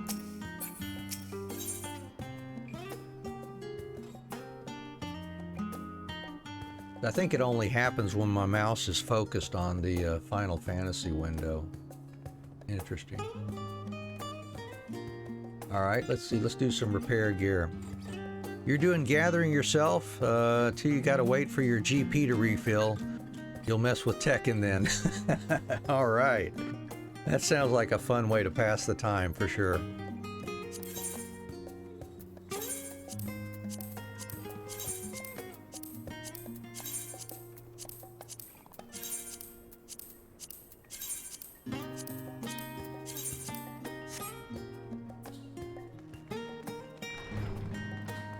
All right, let's go do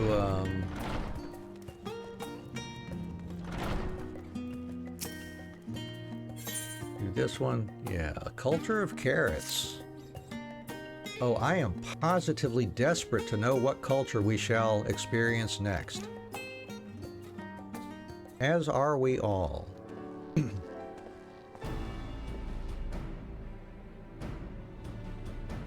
Welcome back, my friend, to the show that never ends. We will be continuing our experience as Garleans a while longer, though I would like you to set about procuring materials for the next step in our research. Though to be honest, I've still to decide on where that step might be. Well, thus far we have lived as people do in the freezing cold and the ferocious heat, so I would say it is time we set our sights on an altogether different sort of inclement environment. Spot on as always, Hinegeshi. The people of Garlemald may have overcome nature's fury with their sterling use of technology, but they are far too reliant on ceruleum. Consider this. How would they cope if they were suddenly unable to obtain their precious fuel? One should never be without a contingency plan in case they are thrust into much less hospitable environs. That is certainly true. However, what kind of culture could take root in an area that is effectively uninhabitable? That is precisely what I have been mulling over of late, Hinegeshi. I wish to look into how exactly culture could come to exist in such places. The issue is, well, such regions tend to be uninhabited as a result of their harsh conditions. In short, there is nowhere that meets my criteria to begin with. Inhabiting the uninhabitable. Yes, it does seem to be something of a paradox, but there could be merit in investigating the idea. You are a well-traveled adventurer, yes? Can you think of any place that may suit our curious criteria? Why, yes, as a matter of fact. Have you considered the moon?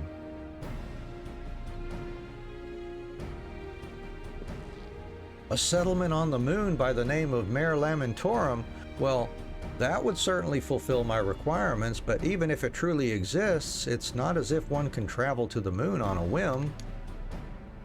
Well, I can. You're being entirely serious, aren't you? Good gracious, you never fail to surprise. Indeed. However, I feel obliged to mention that we know absolutely nothing of life on the moon, assuming it is even possible. Pray, head to Mare Lamentorum and gather whatever items you believe are necessary to recreate life there. Lunar staples can be gathered near Heimdall's last site. All right, we'll go get some lunar staples then.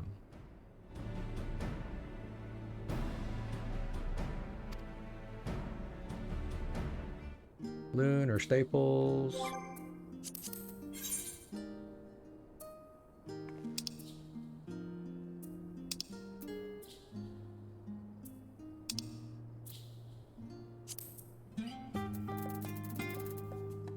There it is, lunar staples. And let's see, that's where Bismuthor is down there to the south, and then the staples are in this big area up there. Alrighty. Let's go grab 6 collectibles.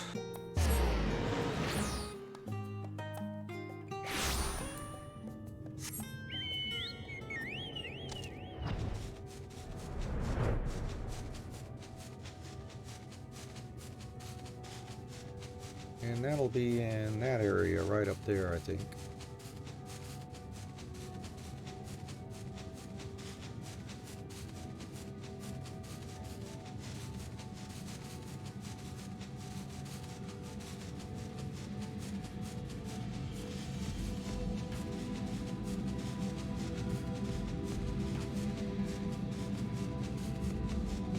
Probably when you get to 65 with botanist, you'll just do collectibles until level 80.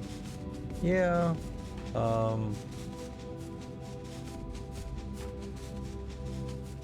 That's probably good. I usually stop at each at the end of each expansion level. Like I'd maybe do, make sure to do all the quests, of course, from 65 to 70, and then upgrade your gear to the latest, whatever the best blue gear is you can buy from collectibles or scripts. And then from there, 70 to 80 should be, just doing collectibles and the quests, the Studium, or what, that would be the Studium quests, I guess, there, between 70 and 80. That would be my recommendation anyways.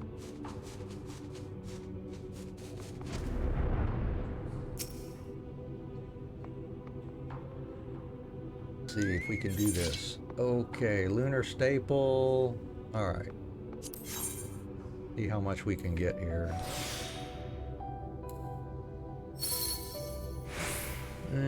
So. All right.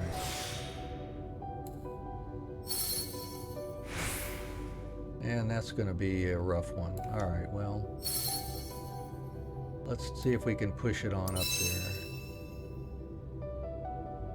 And we can do that. And then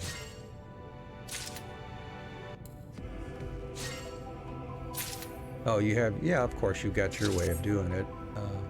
You would do leaves. Oh yeah, doing leaves, that's cool. Up to level 80 along with Studium quest thing. Oh, nice. Yeah, I started forgetting about doing leaves myself. I used to do them, I mean, years ago, I guess. I used to do those a lot, leveling up to 50 when I was doing those characters. But and nowadays, it seems like the quests, they must have adjusted the experience for the quests and all too.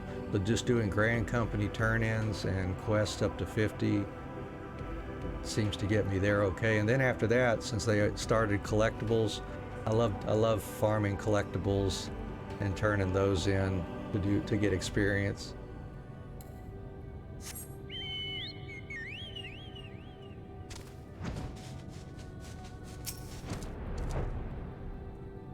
Yeah, especially the ones that are in demand, the Grand Company turn-ins that have the star next to them. If there's ever one of those available on any particular day and I'm looking to get experience, I jump on those first thing, because that'll push you one level almost every time at least. And depending on the server you're on, like the one I'm on has that Road to 80 buff. I mean, the experience is just insane.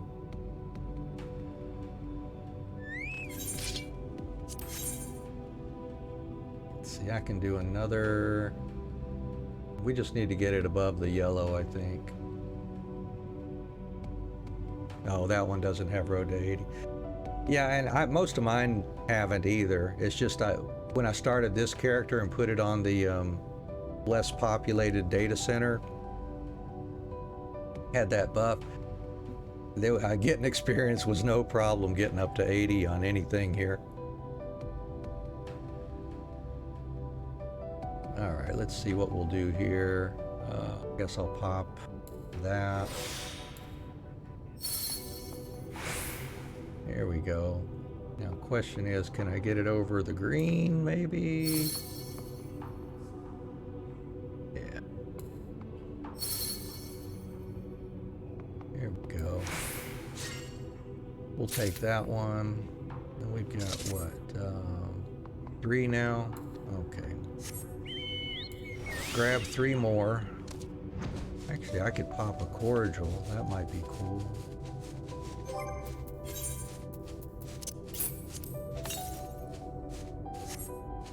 There, we'll wait for that to get to 700 and then see if we can grab a couple 1000 collectability on that one. And now you have 7 alts. Oh wow. On Go Live with Road to 80 buff. May need to send to other world servers you don't have alts on. Oh yeah. Cool. Alright, we got 700 there. Let's see what we can do here.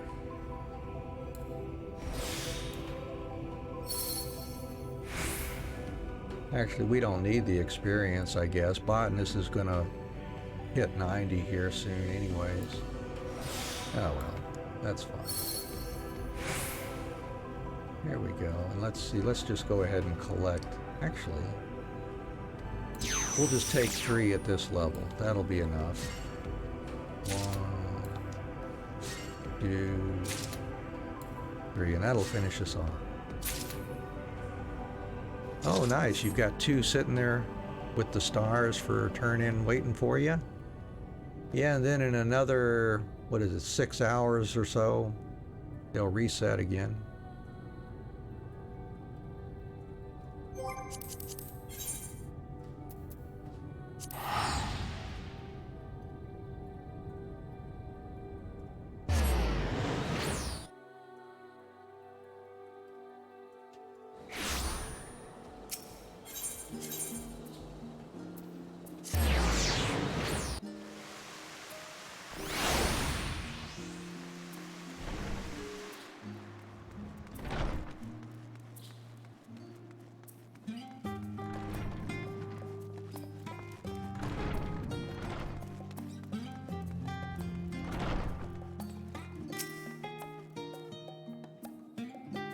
I don't suppose you would know how best to store items from the moon. I wish to avoid accidentally ruining any precious samples you acquire on our behalf.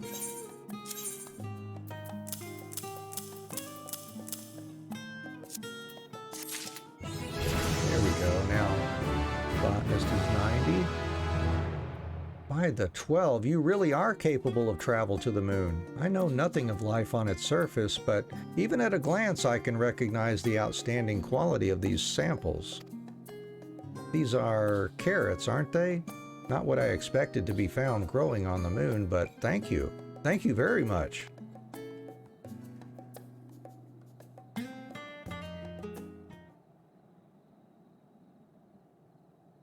Let's see, Professor Tankin and Hinegeshi take the items you brought them and set to work emulating lunar culture. Well, this ought to be good. Ha! All right.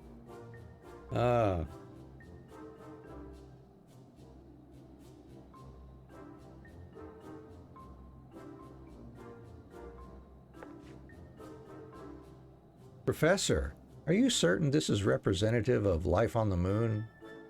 Yeah, I guess that's where the Easter Bunny lives, right? But of course it is, Hinegeshi. My information comes from the Loporrits, a race that calls Mare Lamentorum home.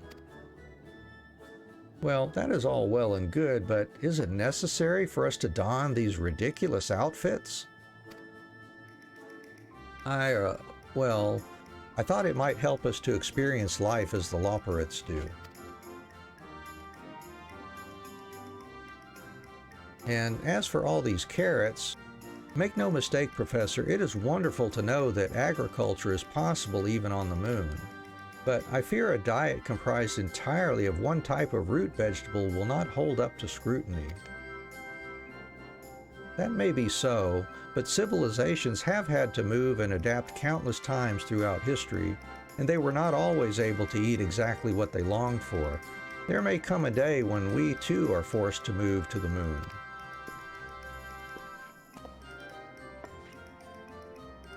The professor doesn't seem to be enjoying himself much. Perhaps he is not especially fond of carrots. I realize this is not the most opportune time to focus on my romantic pursuits, but soon my time will come. I can feel it.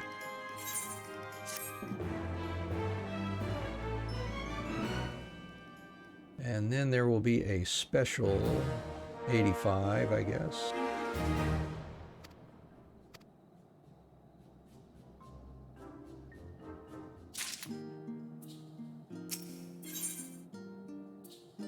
Hinageshi and Hingashi. I do wonder what culture we shall be examining next. Knowing even the moon is inhabitable, the possibilities seem endless.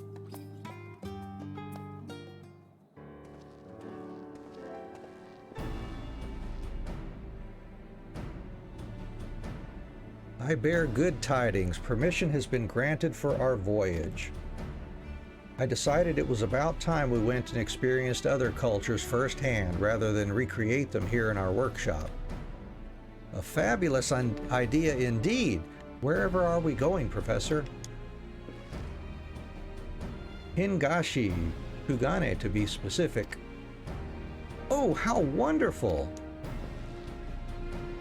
Though our journey has been approved, we cannot afford to tarry. We have been granted but a short amount of time to stay there, you see. Are you perchance knowledgeable of the Far East? Sure, I guess. In that case, could we ask you to act as our guide? Yeah, I can do that. You have my thanks. We should arrive at Pier number 2 when we reach Kugane. Pray, meet us there when you are ready.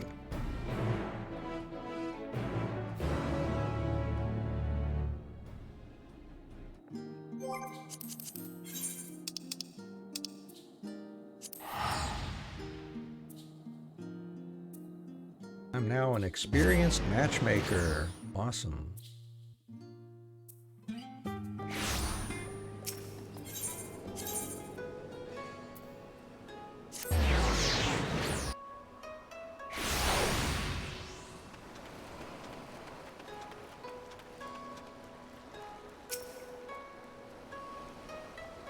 Waiting, waiting, waiting, and more waiting. Yeah, and it's time for popcorn. Yeah, popcorn. Sometime later.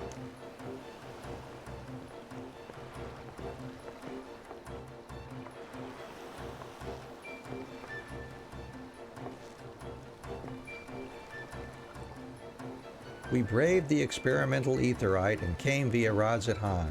Much to our delight and surprise both, they were renting local attire, and I was not about to pass up the opportunity to dress in authentic Hingan garb. That's right, waiting, waiting, waiting. I still cannot quite believe I am here in this foreign land with the professor. Now, where is Kugane Castle? Wherever it is, it does not seem to be visible from here. Would you happen to know a better place to take in its splendor? Oh, I don't know. How about the Tasagare Bridge?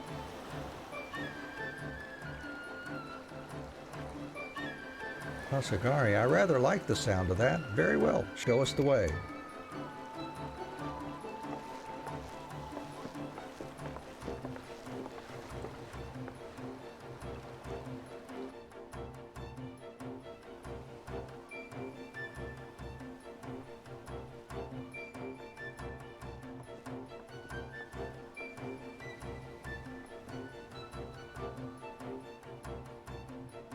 A fortress most formidable.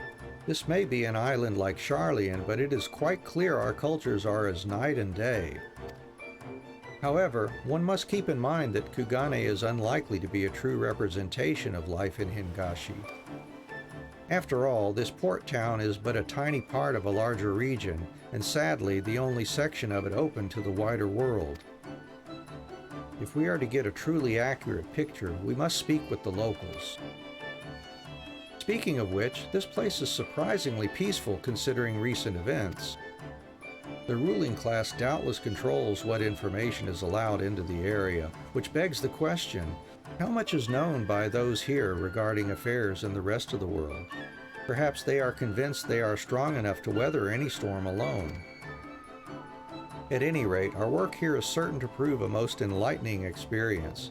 Already am I glad for this trip. Professor, if possible, I would very much like to visit the Umaneko tea house and sample their dango. I have heard very good things. Hinageshi, do not forget why we are here. We are researchers, not tourists. You would do well to remember that. My apologies, Professor. Forgive me, I did not mean to upset you. I fear the long journey has left me on edge.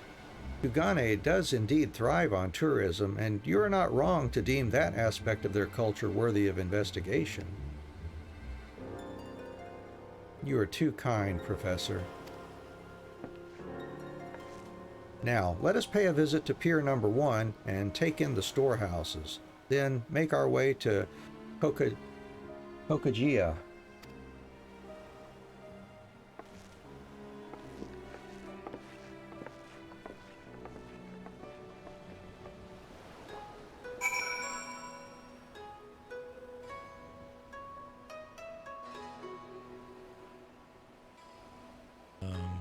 Okay.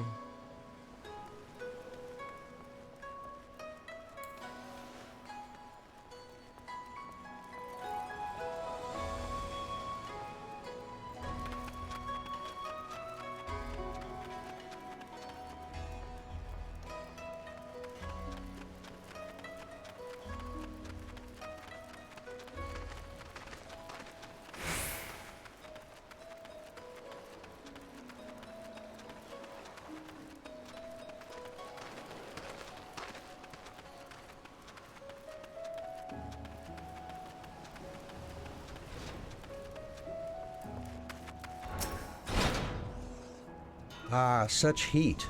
Greater perhaps even than the Garlean heaters. It is an honor to witness the forging of Kugane's world-famous katana blades. But we mustn't forget why we are come here. I suppose now it is Hinageshi's turn to rebuke me. Hinageshi? Where could she have gone? I was so entranced by the sights and sounds of the city I cannot rightly say when last I saw her. Let us split up and search for her. If you would check the Ijin district, I will search on Kogane Dori.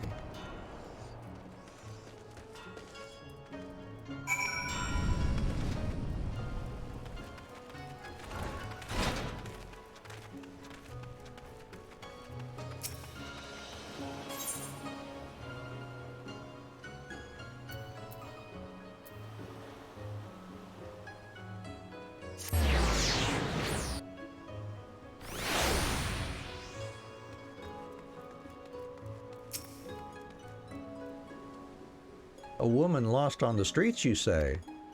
A tourist would have no cause to come this way. You would be better served searching near the gates of Kugane Castle. Much of the city can be seen from there. Now, if you'll excuse me.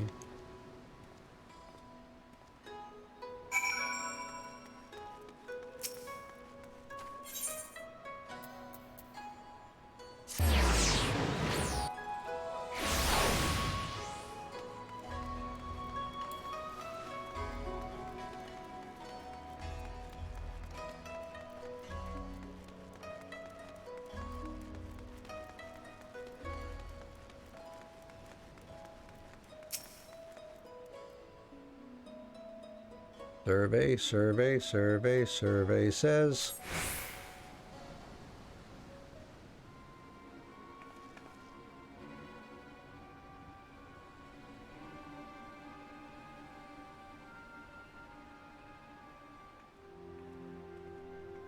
Well, that looks like that could be her.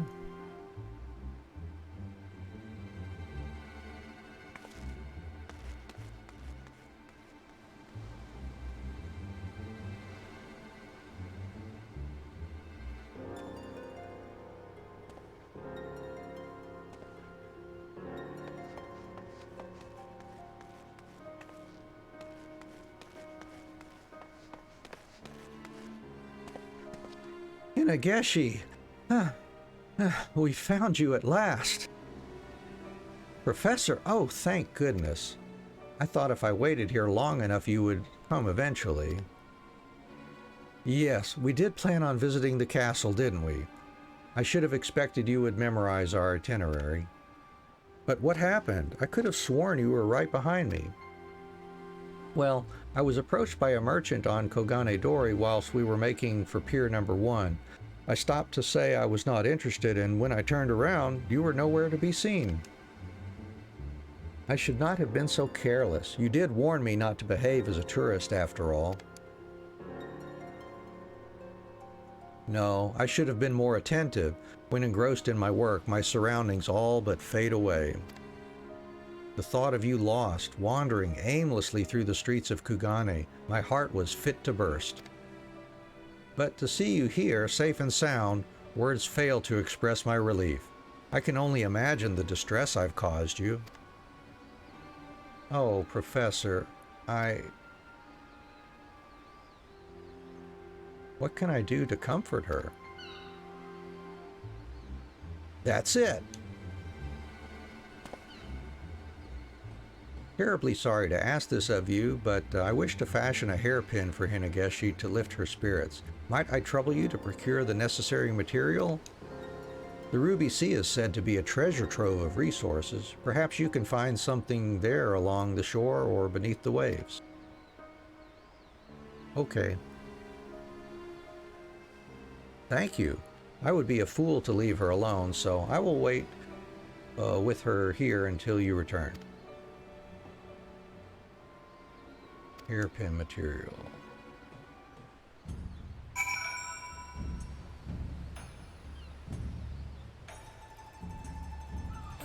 Okay.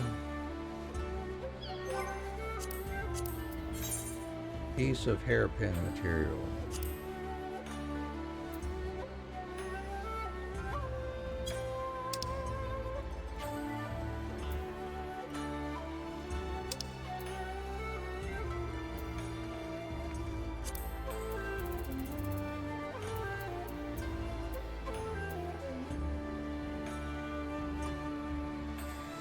What's that gonna be?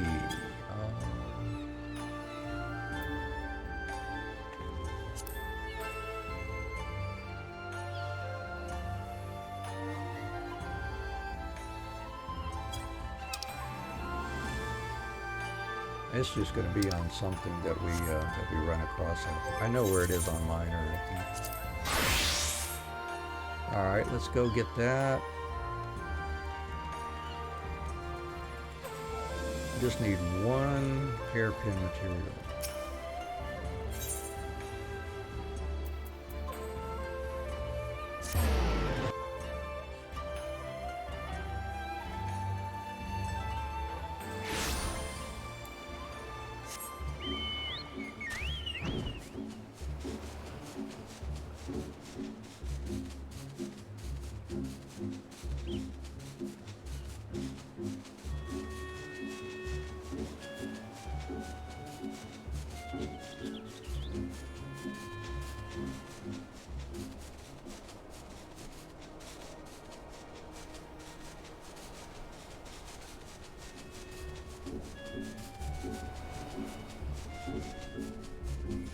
There we go. Let's grab one.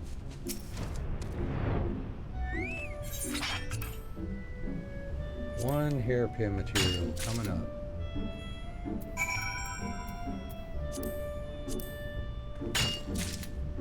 Man, and I haven't even gathered the other materials from here on this character. That's funny. Alright. Hingashi, Kugane. Yeah. Rest in peace.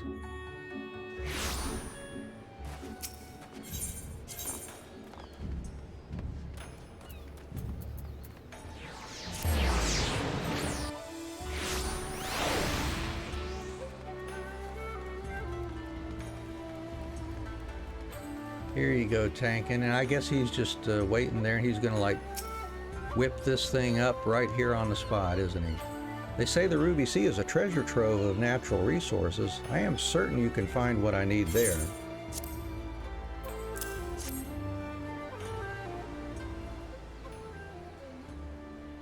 Absolutely stunning. I shall waste no time in taking this to a craftsman. Pray, keep Hinageshi company here while I am gone. And that craftsman's going to be able to make it that fast too, huh?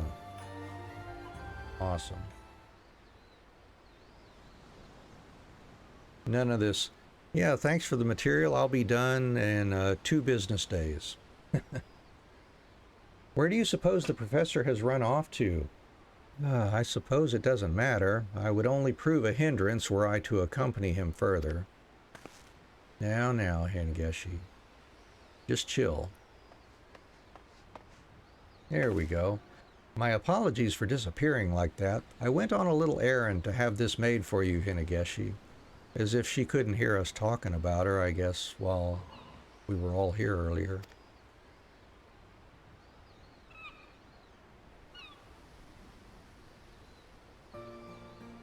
Wait, the flower on this hairpin is...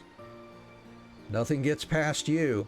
Indeed, it is the flower the locals here know as a Hinegeshi. I thought it would be a shame were we to return home from our travels empty-handed. I hope it is to your liking. It's perfect. Thank you, Professor. I shall treasure it for all my days.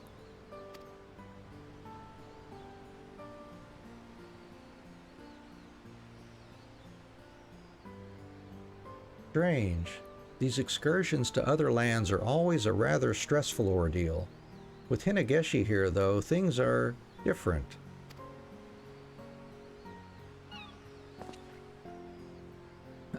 But this is no time for self-reflection.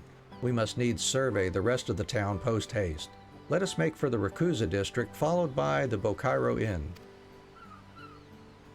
But wait. Before all that, we must pay a visit to the Umaneko Tea House to sample their finest dango and tea. Thank you, Professor. I can hardly wait.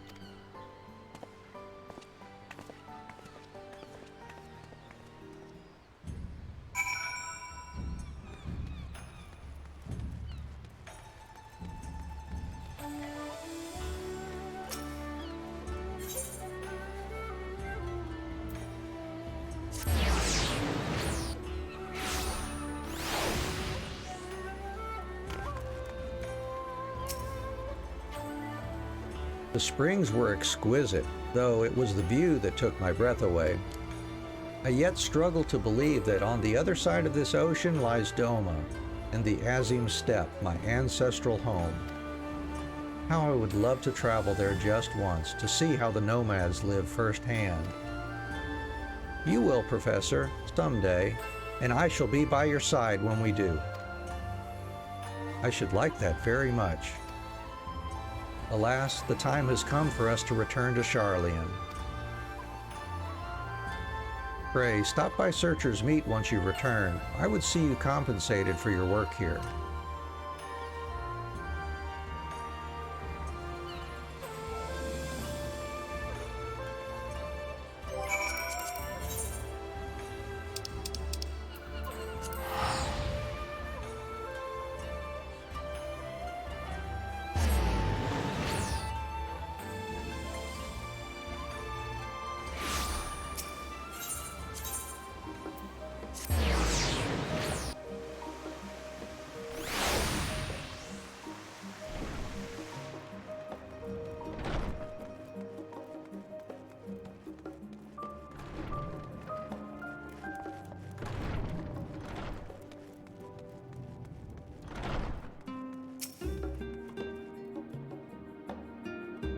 It is good to be home. Traveling is lovely, of course, but best enjoyed in moderation like all good things. I should hope you have some place to call home as well. Then I would bid you return there and take a well-deserved rest. I will be in touch again once we are ready to resume our work.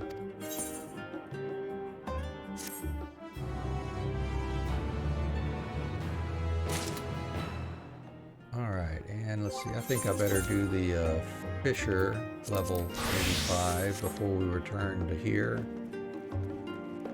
See where we're at once we finish the Fisher. We'll have 2 quests we can knock out here for Fisher.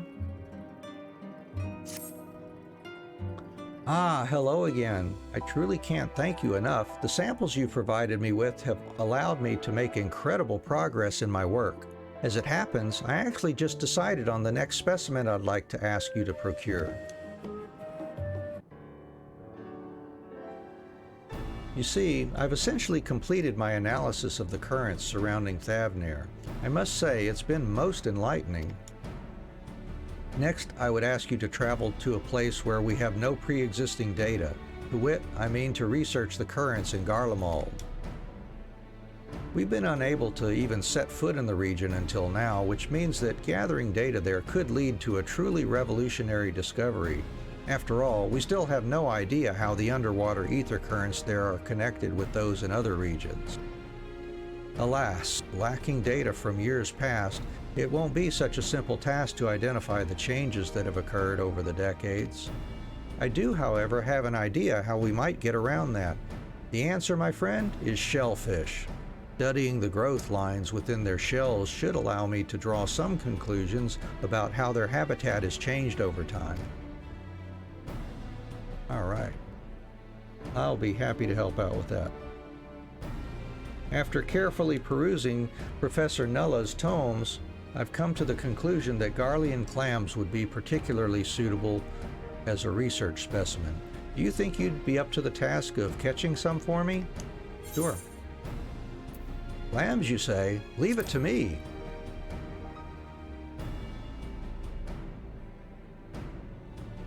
Wonderful. I'm quite confident that quality data from Garlemald is what will allow my thesis to truly begin to take shape. Ah, yes. I also read that clams exist in abundance in the area around Camp Broken Glass, and that leeches are particularly effective in luring them up from the water's bottom. Pray forgive me for asking you to travel to such perilous location. Please do whatever you must to stay safe. No problem. So we need the leeches. All right.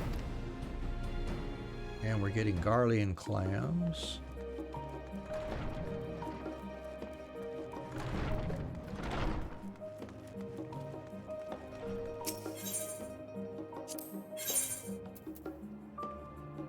There's some leeches. We don't have those sitting anywhere. Nope.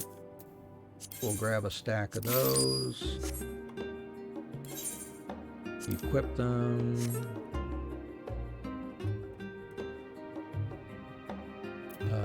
Let's see. Turn on collectibles. And head over to Camp Broken Glass.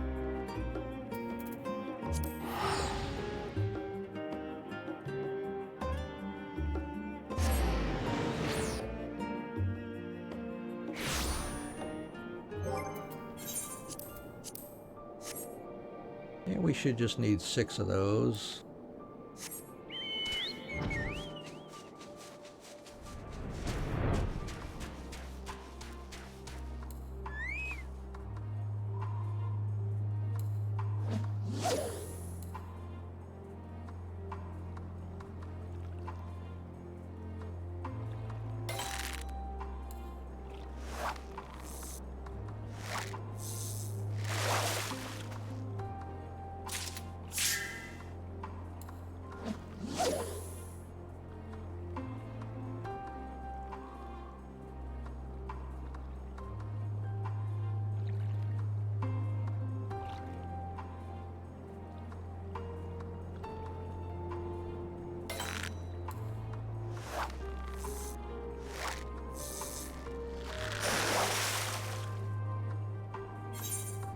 Oh, there's one. Good. We'll take it. And let's see. Let's do the identical cast. That should knock out another one fairly quickly.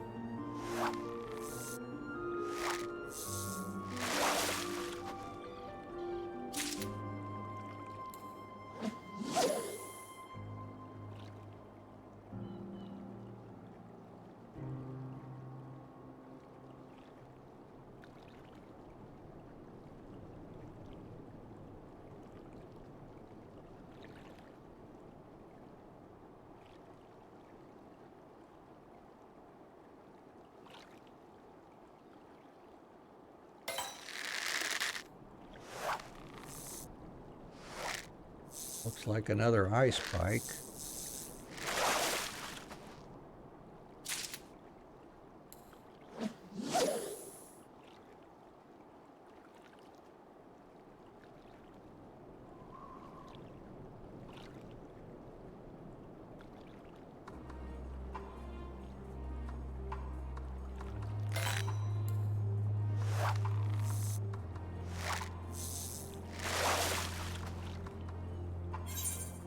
Hot dog. Let's do another identical.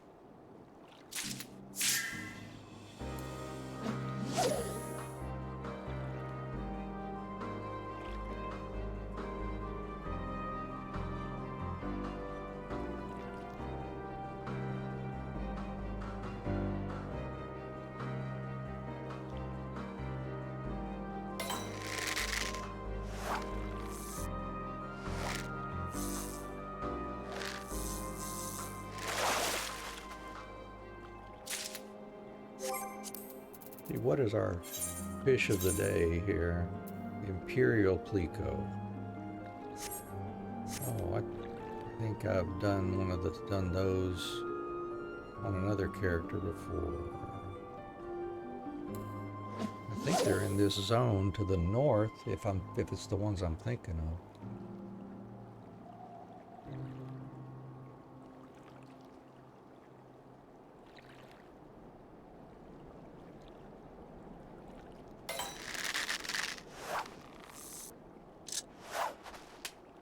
We missed one.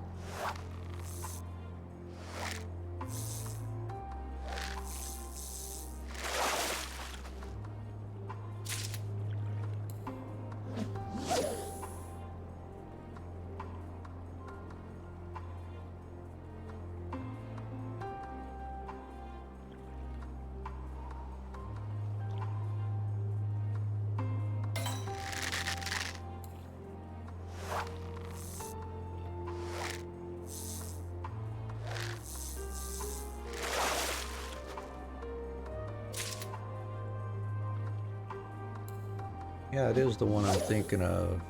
And they use leeches too.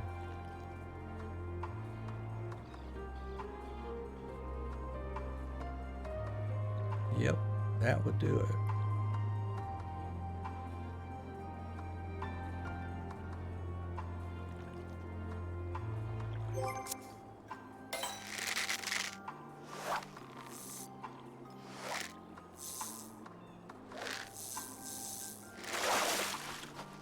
I may fly up there and see if I can grab 2 of those.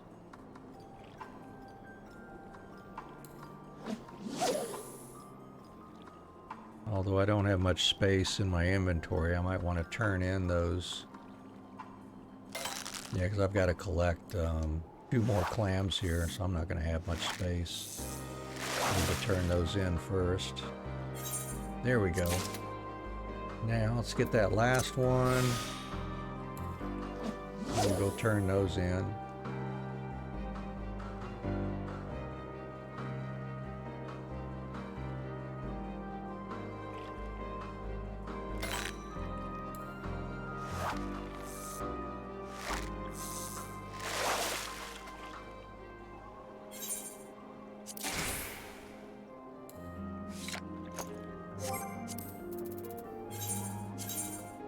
Oh, that's even a high demand one too. Yeah, that'd give us some good fishing experience. I definitely should do that before the time resets this afternoon.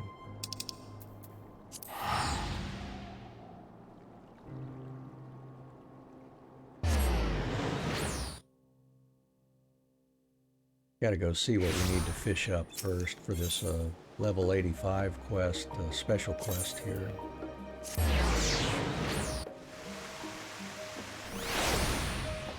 Yeah, fishing can be a real pain in the ass, can't it? Getting that leveled up.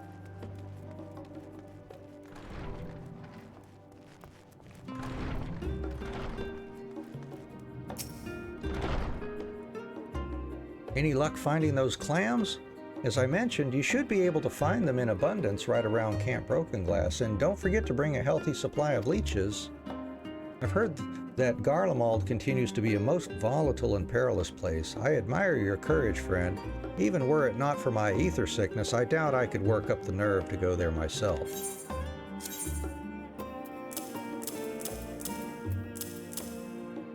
Oh, we are going to have to exchange some scripts here, it looks like. Alright, let's go buy some more vouchers here.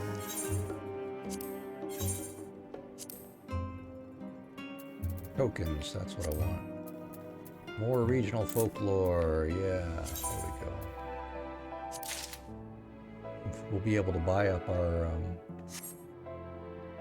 our gathering books, the special books for gathering, so we can get all the awesome materials later.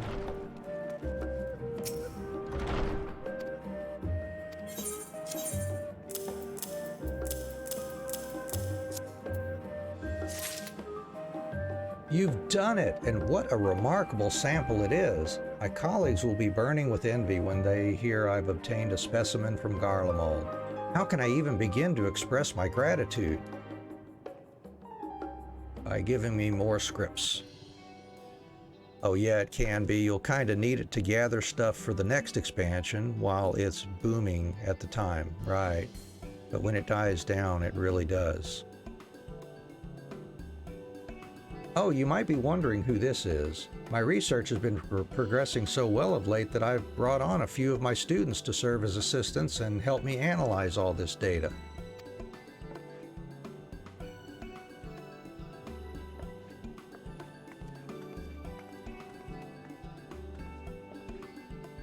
At any rate, I cannot thank you enough for braving such hostile environs for the sake of my life's work. No one in my field has had the chance to obtain substantial data from Garlemald until now.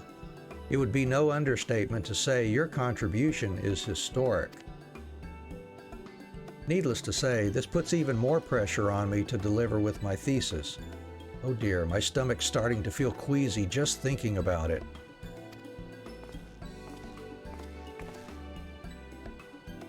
Ah, Talaka.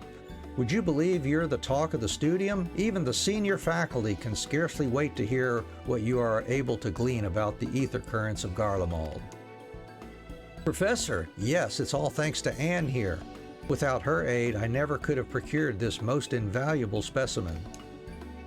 Indeed. Truly, I have not seen a partnership between scholar and gleaner bear such fruit so swiftly in a very long time.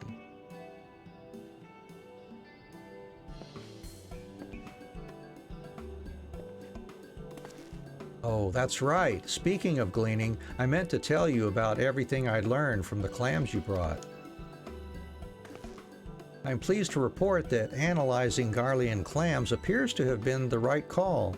Examining their growth lines, I was able to find specimens as old as 97 years, giving me almost a full century of data to analyze. By far the most interesting thing I've noticed so far is the reverse correlation between the ether levels near Thavnair and those in Garlemald. That is to say, over periods of time when the ether concentration was high near Thavnair, it was low in Garlemald. The reverse was also true. I see. That bit of evidence would seem to corroborate your hypothesis that the planet's ether currents move in tandem with each other.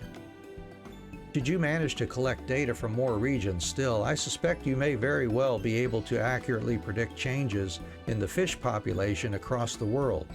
This could have remarkable implications for the future of the fishing trade. I was thinking the very same, Professor.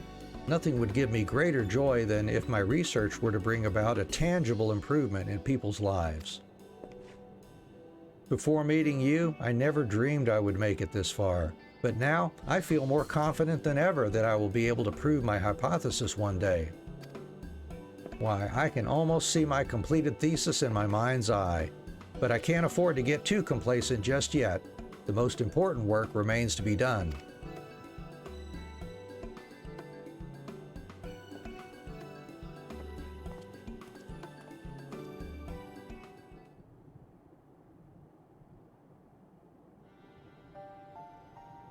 I am pleased to see that all is progressing well, and yet do not be surprised if there comes a time when Talaka's resolve as a researcher is tested. A time when he is forced to consider what it is that truly drives him to engage in his work. For such times come to all scholars, no matter how naturally gifted they may be.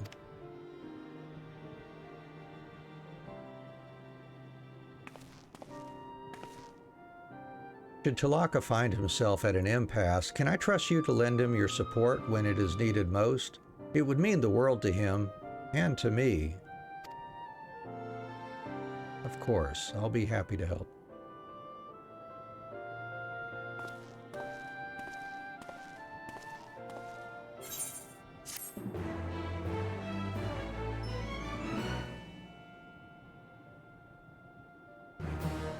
We are now a seasoned fisher. And what's this 85 here? Thanks to your most selfless contributions, I draw closer and closer to proving my hypothesis correct. Other gleaners have also been helping me by continuing to find specimens for me in calmer waters. But I would gather data from further and further afield, which is, of course, where you come in.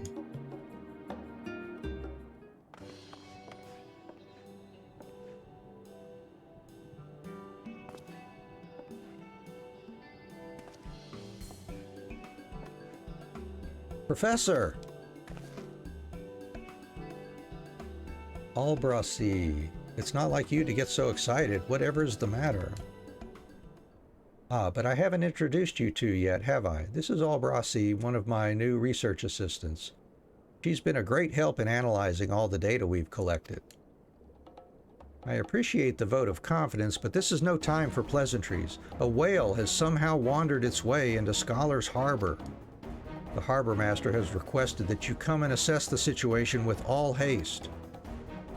Oh dear, I suppose we'd best be in a hurry then. My apologies, but it seems our work will have to wait until later. In the meanwhile, would you accompany me to the harbor? Your insight into the situation could prove most valuable. Yeah, let's go do it.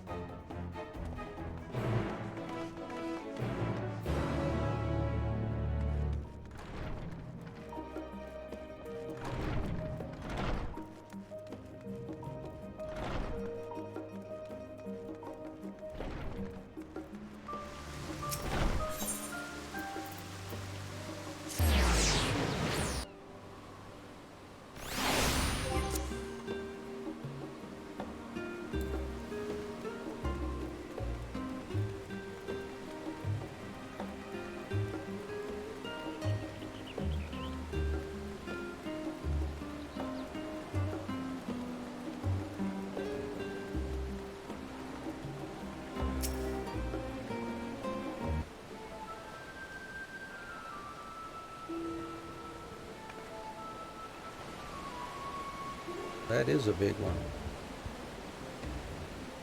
one. That's a breed that calls the northern seas home. It's not especially rare to see them off the coast, but I've never heard of one coming so close to land as this. It's most strange. It doesn't appear to be wounded, nor have there been any notable storms of late. Whatever might have caused it to veer so far off its normal course? What indeed? At any rate, we need to move it to one of our facilities and ensure it's kept safe while we tend to its wounds. It may have, and study it more. I suppose we should check its ether levels as well. Ready a team for me, Albrasi. Of course, Professor.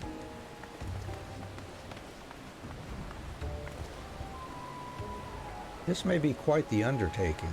My apologies, but our project will have to wait a while longer. Let us reconvene back at Searcher's Meet and discuss the matter further.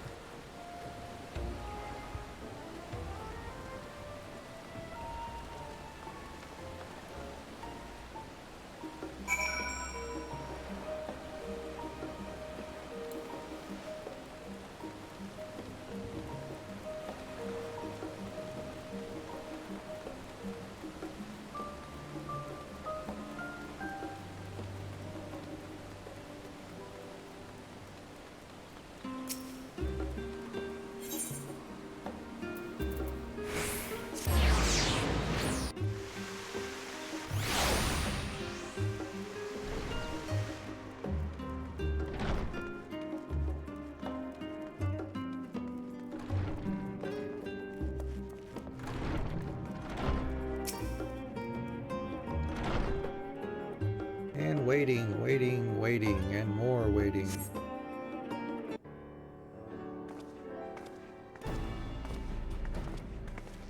Oh, hello there. I'm so very sorry for keeping you waiting. We just finished tending to the creature's ailments and doing some preliminary analysis.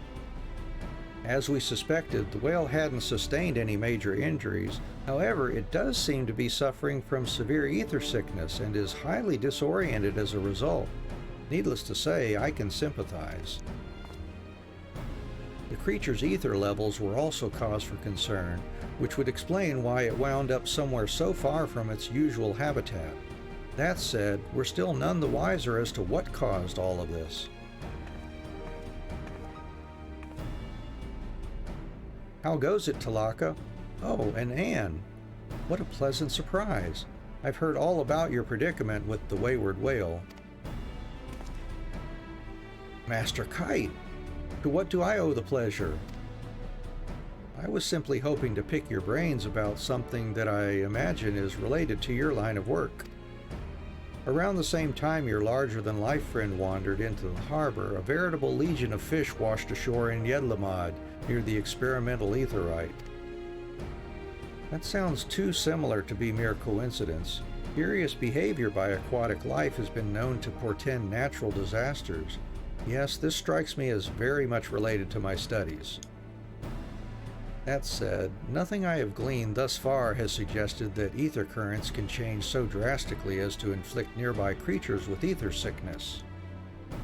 All I have observed suggests that the currents of the planet follow a simple and regular rhythm, not unlike the tides. Indeed, the entirety of my research up until now has been focused on proving this point. If there has been a sudden disturbance in the underwater ether currents, then it will take some time to determine the cause. I also need to attend to the whale. Oh, when will I have time to return to my thesis? As for the whale, the Studium has already announced that it will be dispatching a vessel to research the ether currents in the seas near Charlian. It won't benefit any of us if such incidents continue to occur after all. If we wish to investigate the link between the two events, as Master Kite suggested, then perhaps we should pay visit to Thavnair. An astute suggestion. You could recruit the help of one of our colleagues over there, or, wait a minute, I believe you have the perfect woman for the job right here. That'd be me. Sure, I'll go to Thavnair.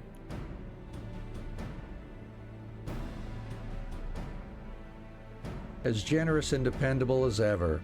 Yes, I knew you'd be up to the task. I would accompany Anne. You would? When was the last time you even ventured outside the Studium's grounds? That's not important. Anne has risked life and limb to help me with my research. I can't just keep leaving all the hard work to her. But Professor, going to Thavnir means you would have to travel via the Aetheryte, or by ship, not that you'd handle that any better.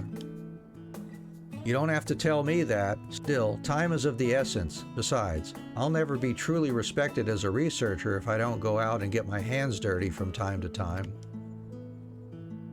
I have let my fears rule me for far too long. Today is the day I conquer them. Well, it's clear you're not going to change your mind. At least try not to cause Anne too much trouble. Now that you mention it, I hadn't consulted you on the matter. Anne, do you mind if I join you this time? Please, come along. Fantastic! In that case, I shall see you in Yedlamad.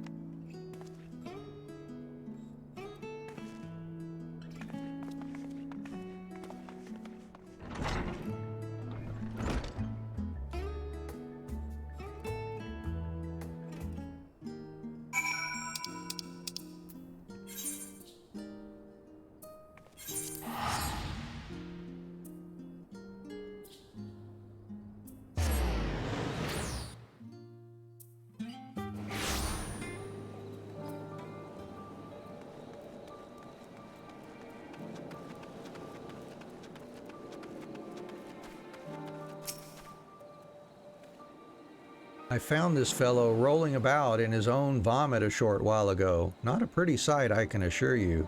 I'm not sure I've ever seen someone suffer from such severe ether sickness. Oh, I guess I need to target the right person.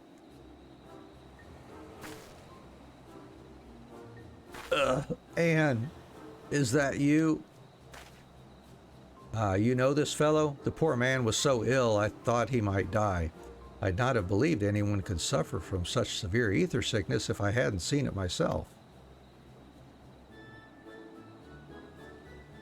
Be glad you weren't here to see me immediately after I arrived. It was even less pretty a sight than what you witnessed at the Aetheryte Plaza back in Charlian.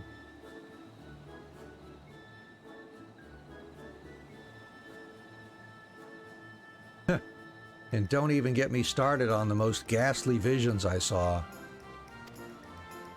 Countless replicas of myself, dancing and singing and spinning, spinning, spinning. Oh, the spinning! Please make it stop. Ugh.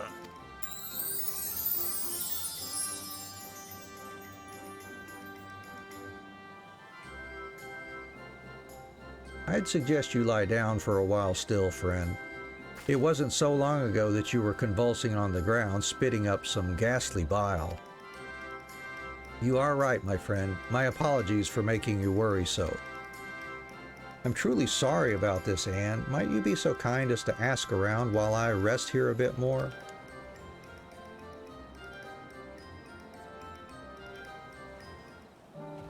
Okay.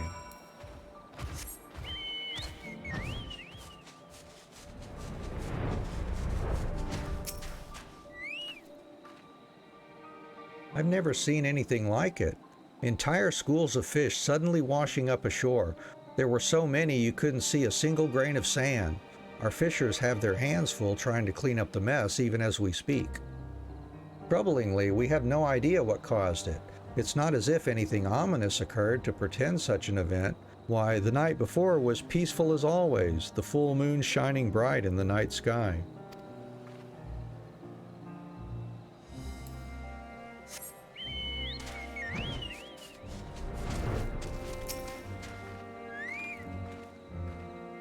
Now that you mention it, there was one thing out of the ordinary earlier the day before the fish appeared. The river that runs here from the shroud of the Samga was swelling like mad.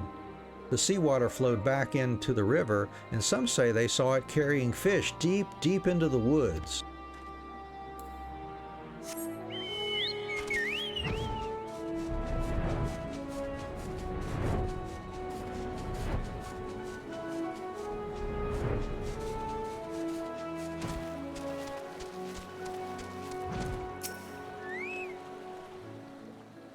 Ah, you think this is a lot of fish? You should have been here earlier.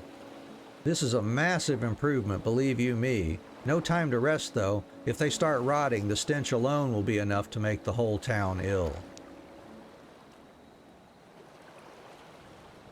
What's especially bizarre is that these fish normally stay away from land altogether, save for when they go up rivers to lay their eggs, that is.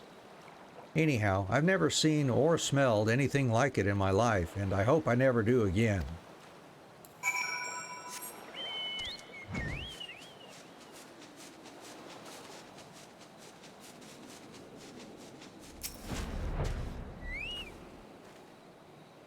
My apologies for making you go alone, friend. I still can't quite stand up straight, but I feel much better than when I arrived. Tell me, were you able to learn anything of interest from the townspeople?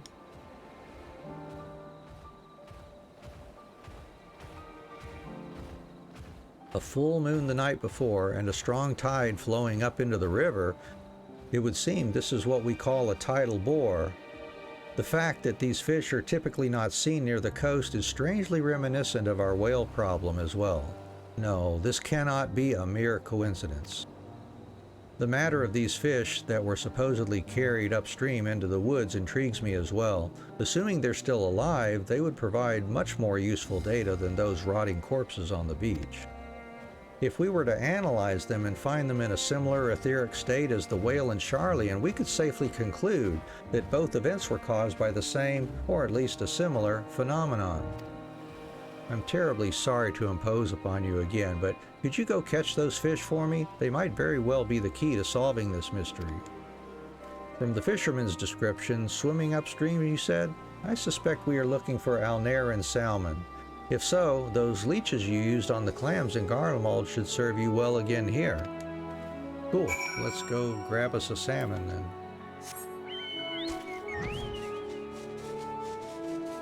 Oh, and here's a spot I can get a little bit of XP from.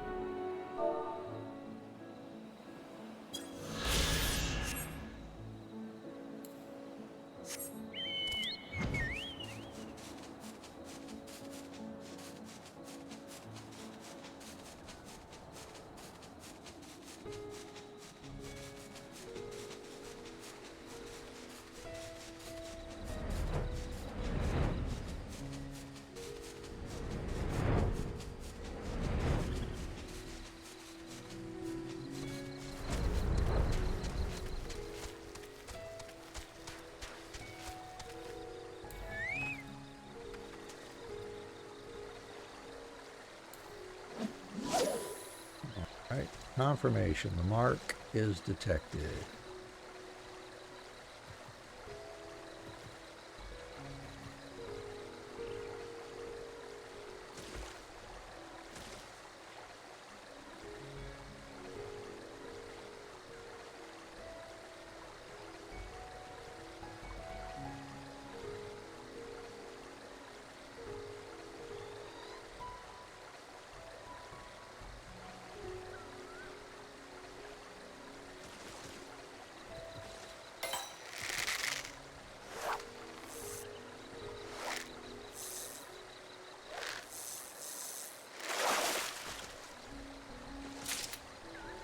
There it is. Nice.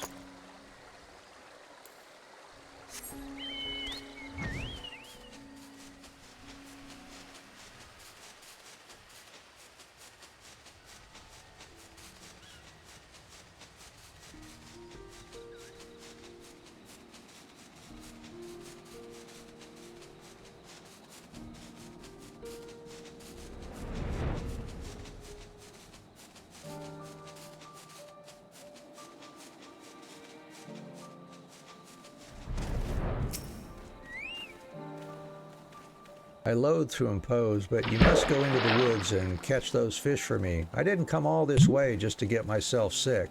Must solve this mystery. Oh, thank you for that. Yeah, there we go.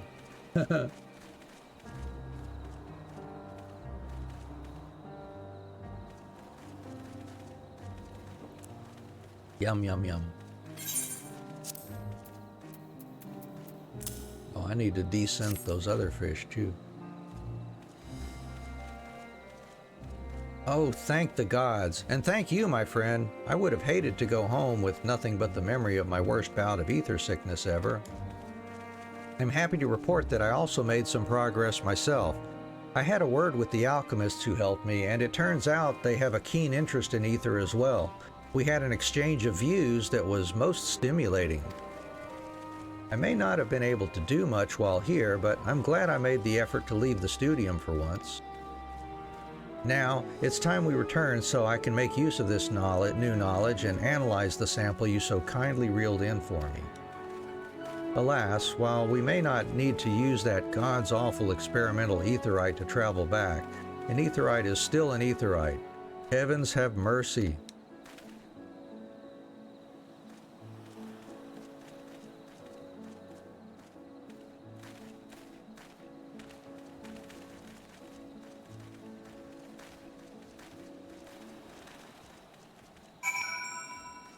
Everyone hated that aetherite. Yeah, tell me about it. That was some bad news.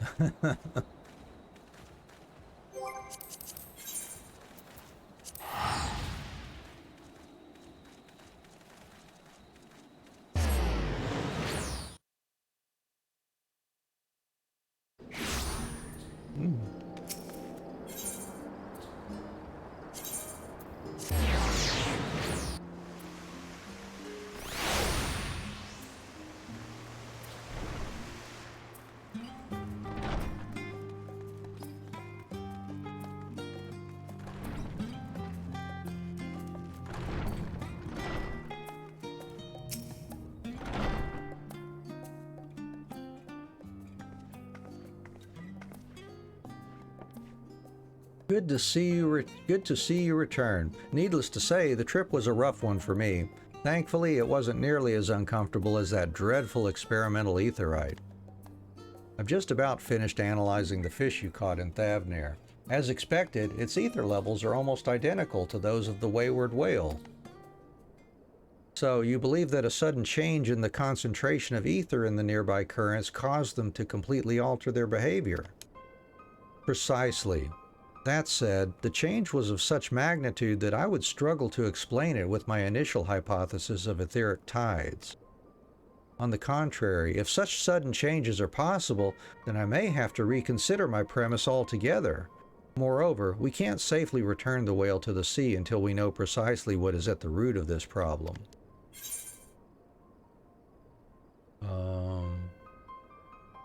Might the tidal bore hold the answer?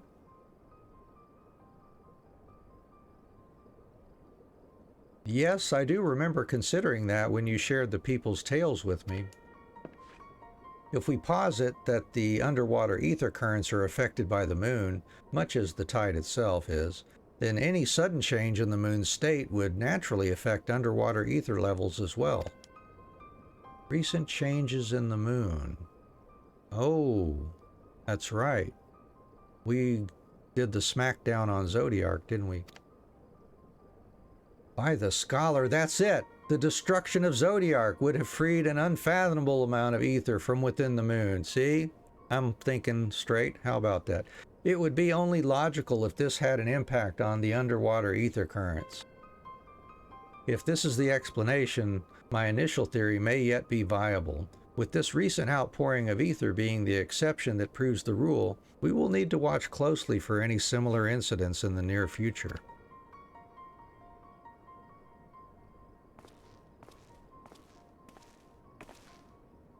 Ah, Talaka, word has it that you braved the journey by Aetherite to do some field work in Thavnir. Did you find aught of interest there?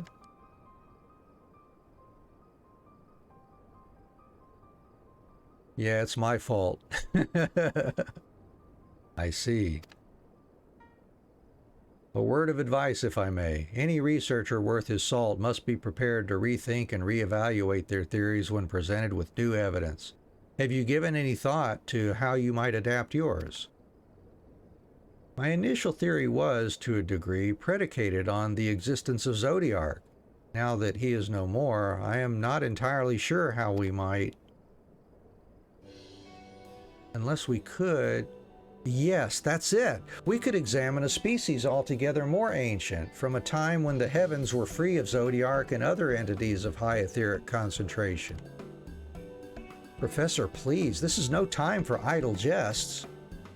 I'm being perfectly serious. Why, I have complete confidence that Anne here will be able to find what we require. I do not doubt her skills, but even the best of gleaners would struggle to find specimens of species that doubtless died out ages ago. O ye of little faith, our friend is more than up to the task. Isn't that so, Anne?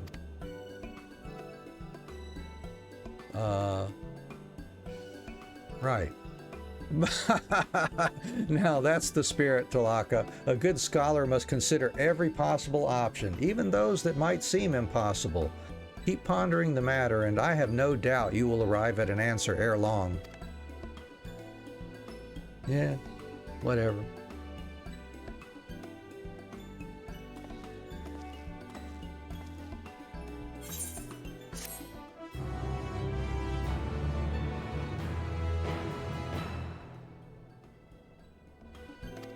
And we got to get to 88 at least for the next one. Almost at 86 here. Let me go fish up those Imperial thingy-dingies. They use the leeches too, we figured out. So let's head over to Tertium and head north from there. Yeah, we'll do this Grand Company turn in.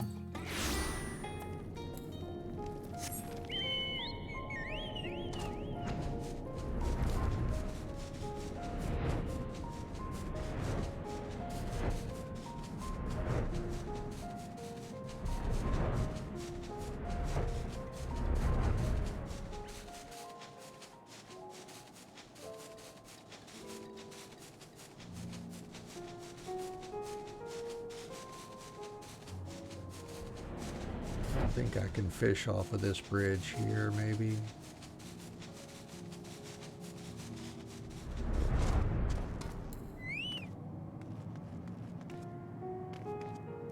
Well, maybe. There we go. Yeah, there we go. Should be all right. Let's see what happens. We can catch us some Imperial Plecos. Need a couple of those so I can use my identical cast once we catch the first one. And if we can catch it quickly, we'll make short work of that. We'll just have to wait and see. A Garlean clam. I don't think we can turn those in for anything else, can we?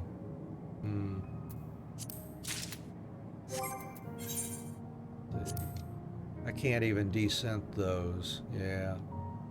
That's not worth having.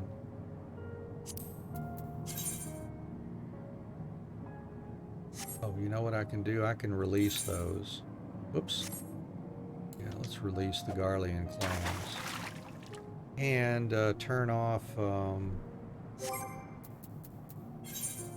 collecting too, I guess. Yeah, now what if there's something else I can collect here? I might want to keep that on. If there's just so happens to be something else I can collect that I can turn in, I'd want to keep that. Alright, well let's do it again here.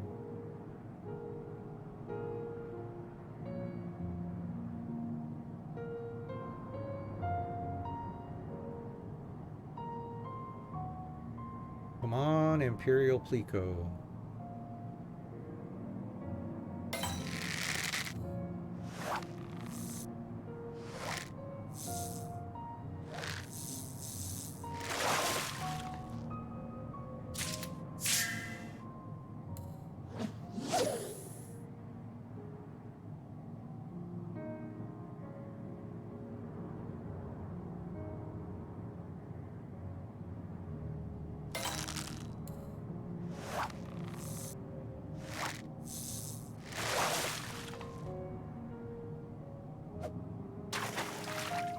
Cool.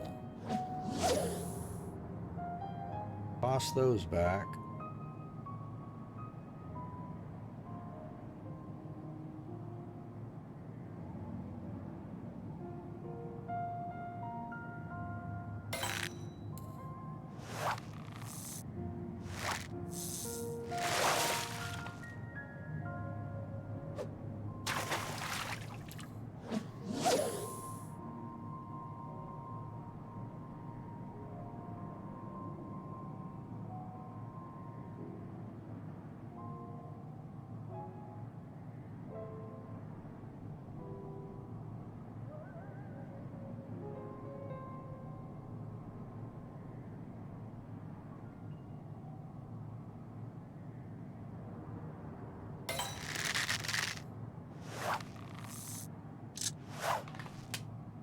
Ouch.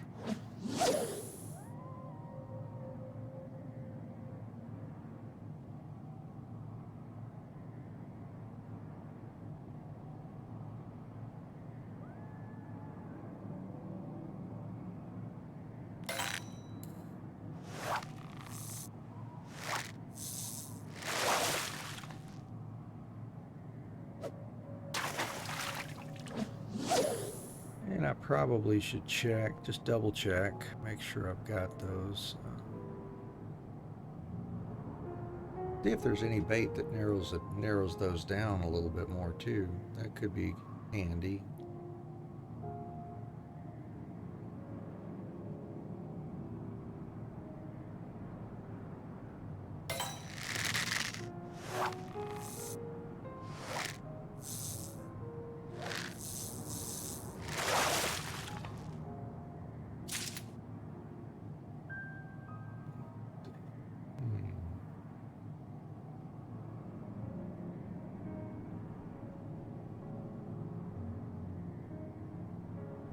Everything bites leeches, looks like.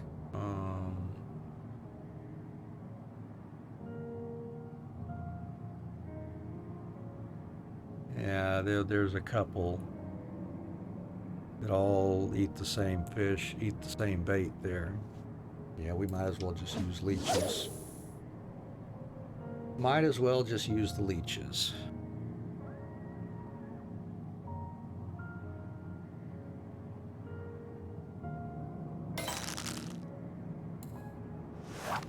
And another clam, I guess.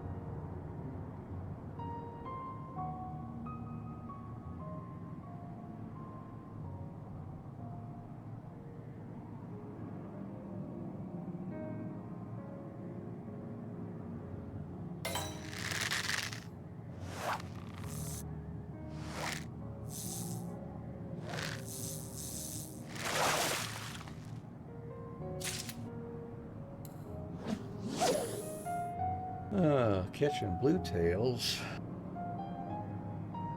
And the plico is a double banger too.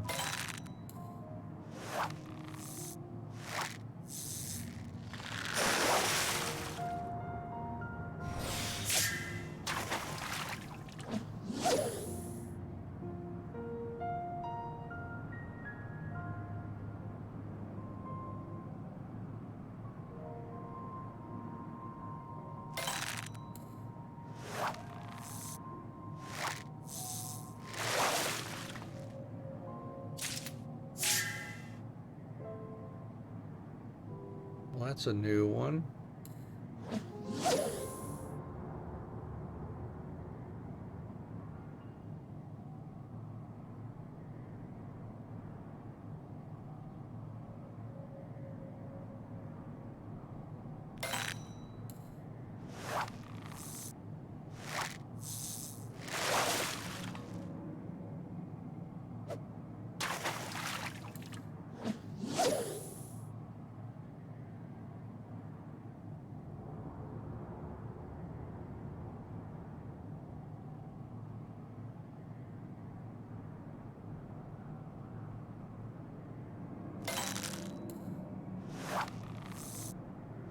Yeah, we just need to nab one to start with.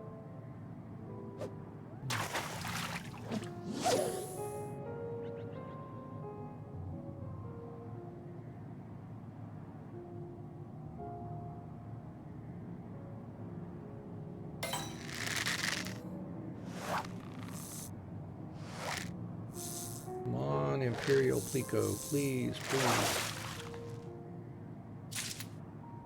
Nope.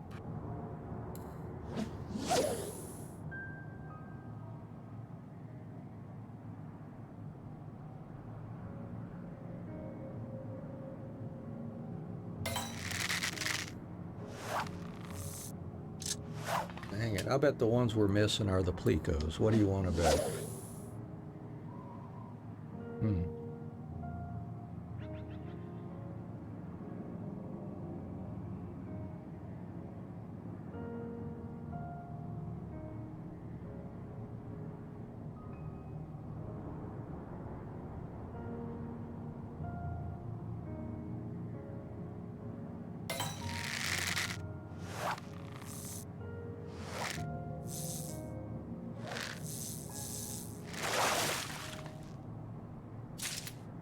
There it is. All right, let's do one more.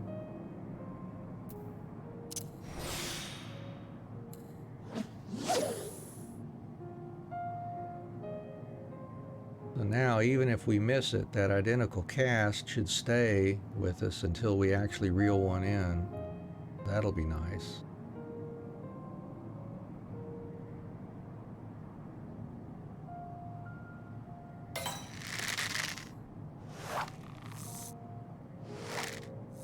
But we got it, so that's good. Ooh, and it's a big one too. All right, let's turn those in and see how we do.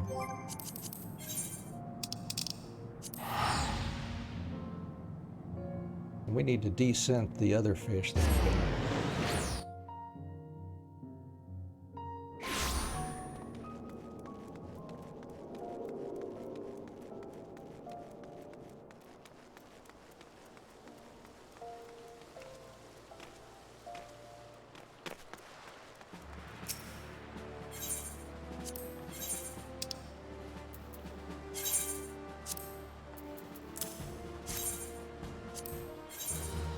That's good. That got us a lot of experience into level 86. Good.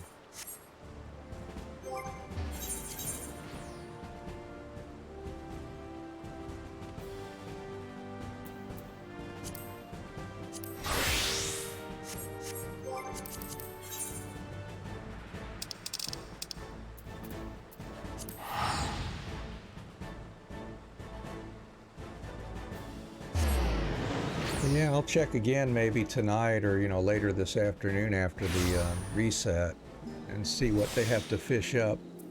And we'll at least be at level 87 by tomorrow. I don't know if I can get them to 88 to do the level 88 story. I probably can. I can just do some collectible fishing or something. I gotta come up with enough scripts to buy more of those tokens so I can get all my special books for level 90. But I think I'm gonna leave it here for today. Yeah, I'm sure I can do it too. We'll figure out a way to get it done. But the thing is, I've got to get my crafters leveled up to 88 too, so that's going to take quite a bit of time. Hey, my pleasure, Key. Thank you so much for hanging out with me today. I appreciate it. And thank you for the roses too. I appreciate that. And let's see. I think I'll probably just end it here. Let's see. Just end it here. Oh, there goes the echo too. I got to turn off my sound on that. Yeah, I'm not going to bother raiding out today. So appreciate everyone hanging in there with me for today, and I hope you have a great rest of your morning, afternoon, evening, wherever you happen to be in the world. And I hope to see you tomorrow, same time, for some more Final Fantasy crafting and gathering. Bye-bye.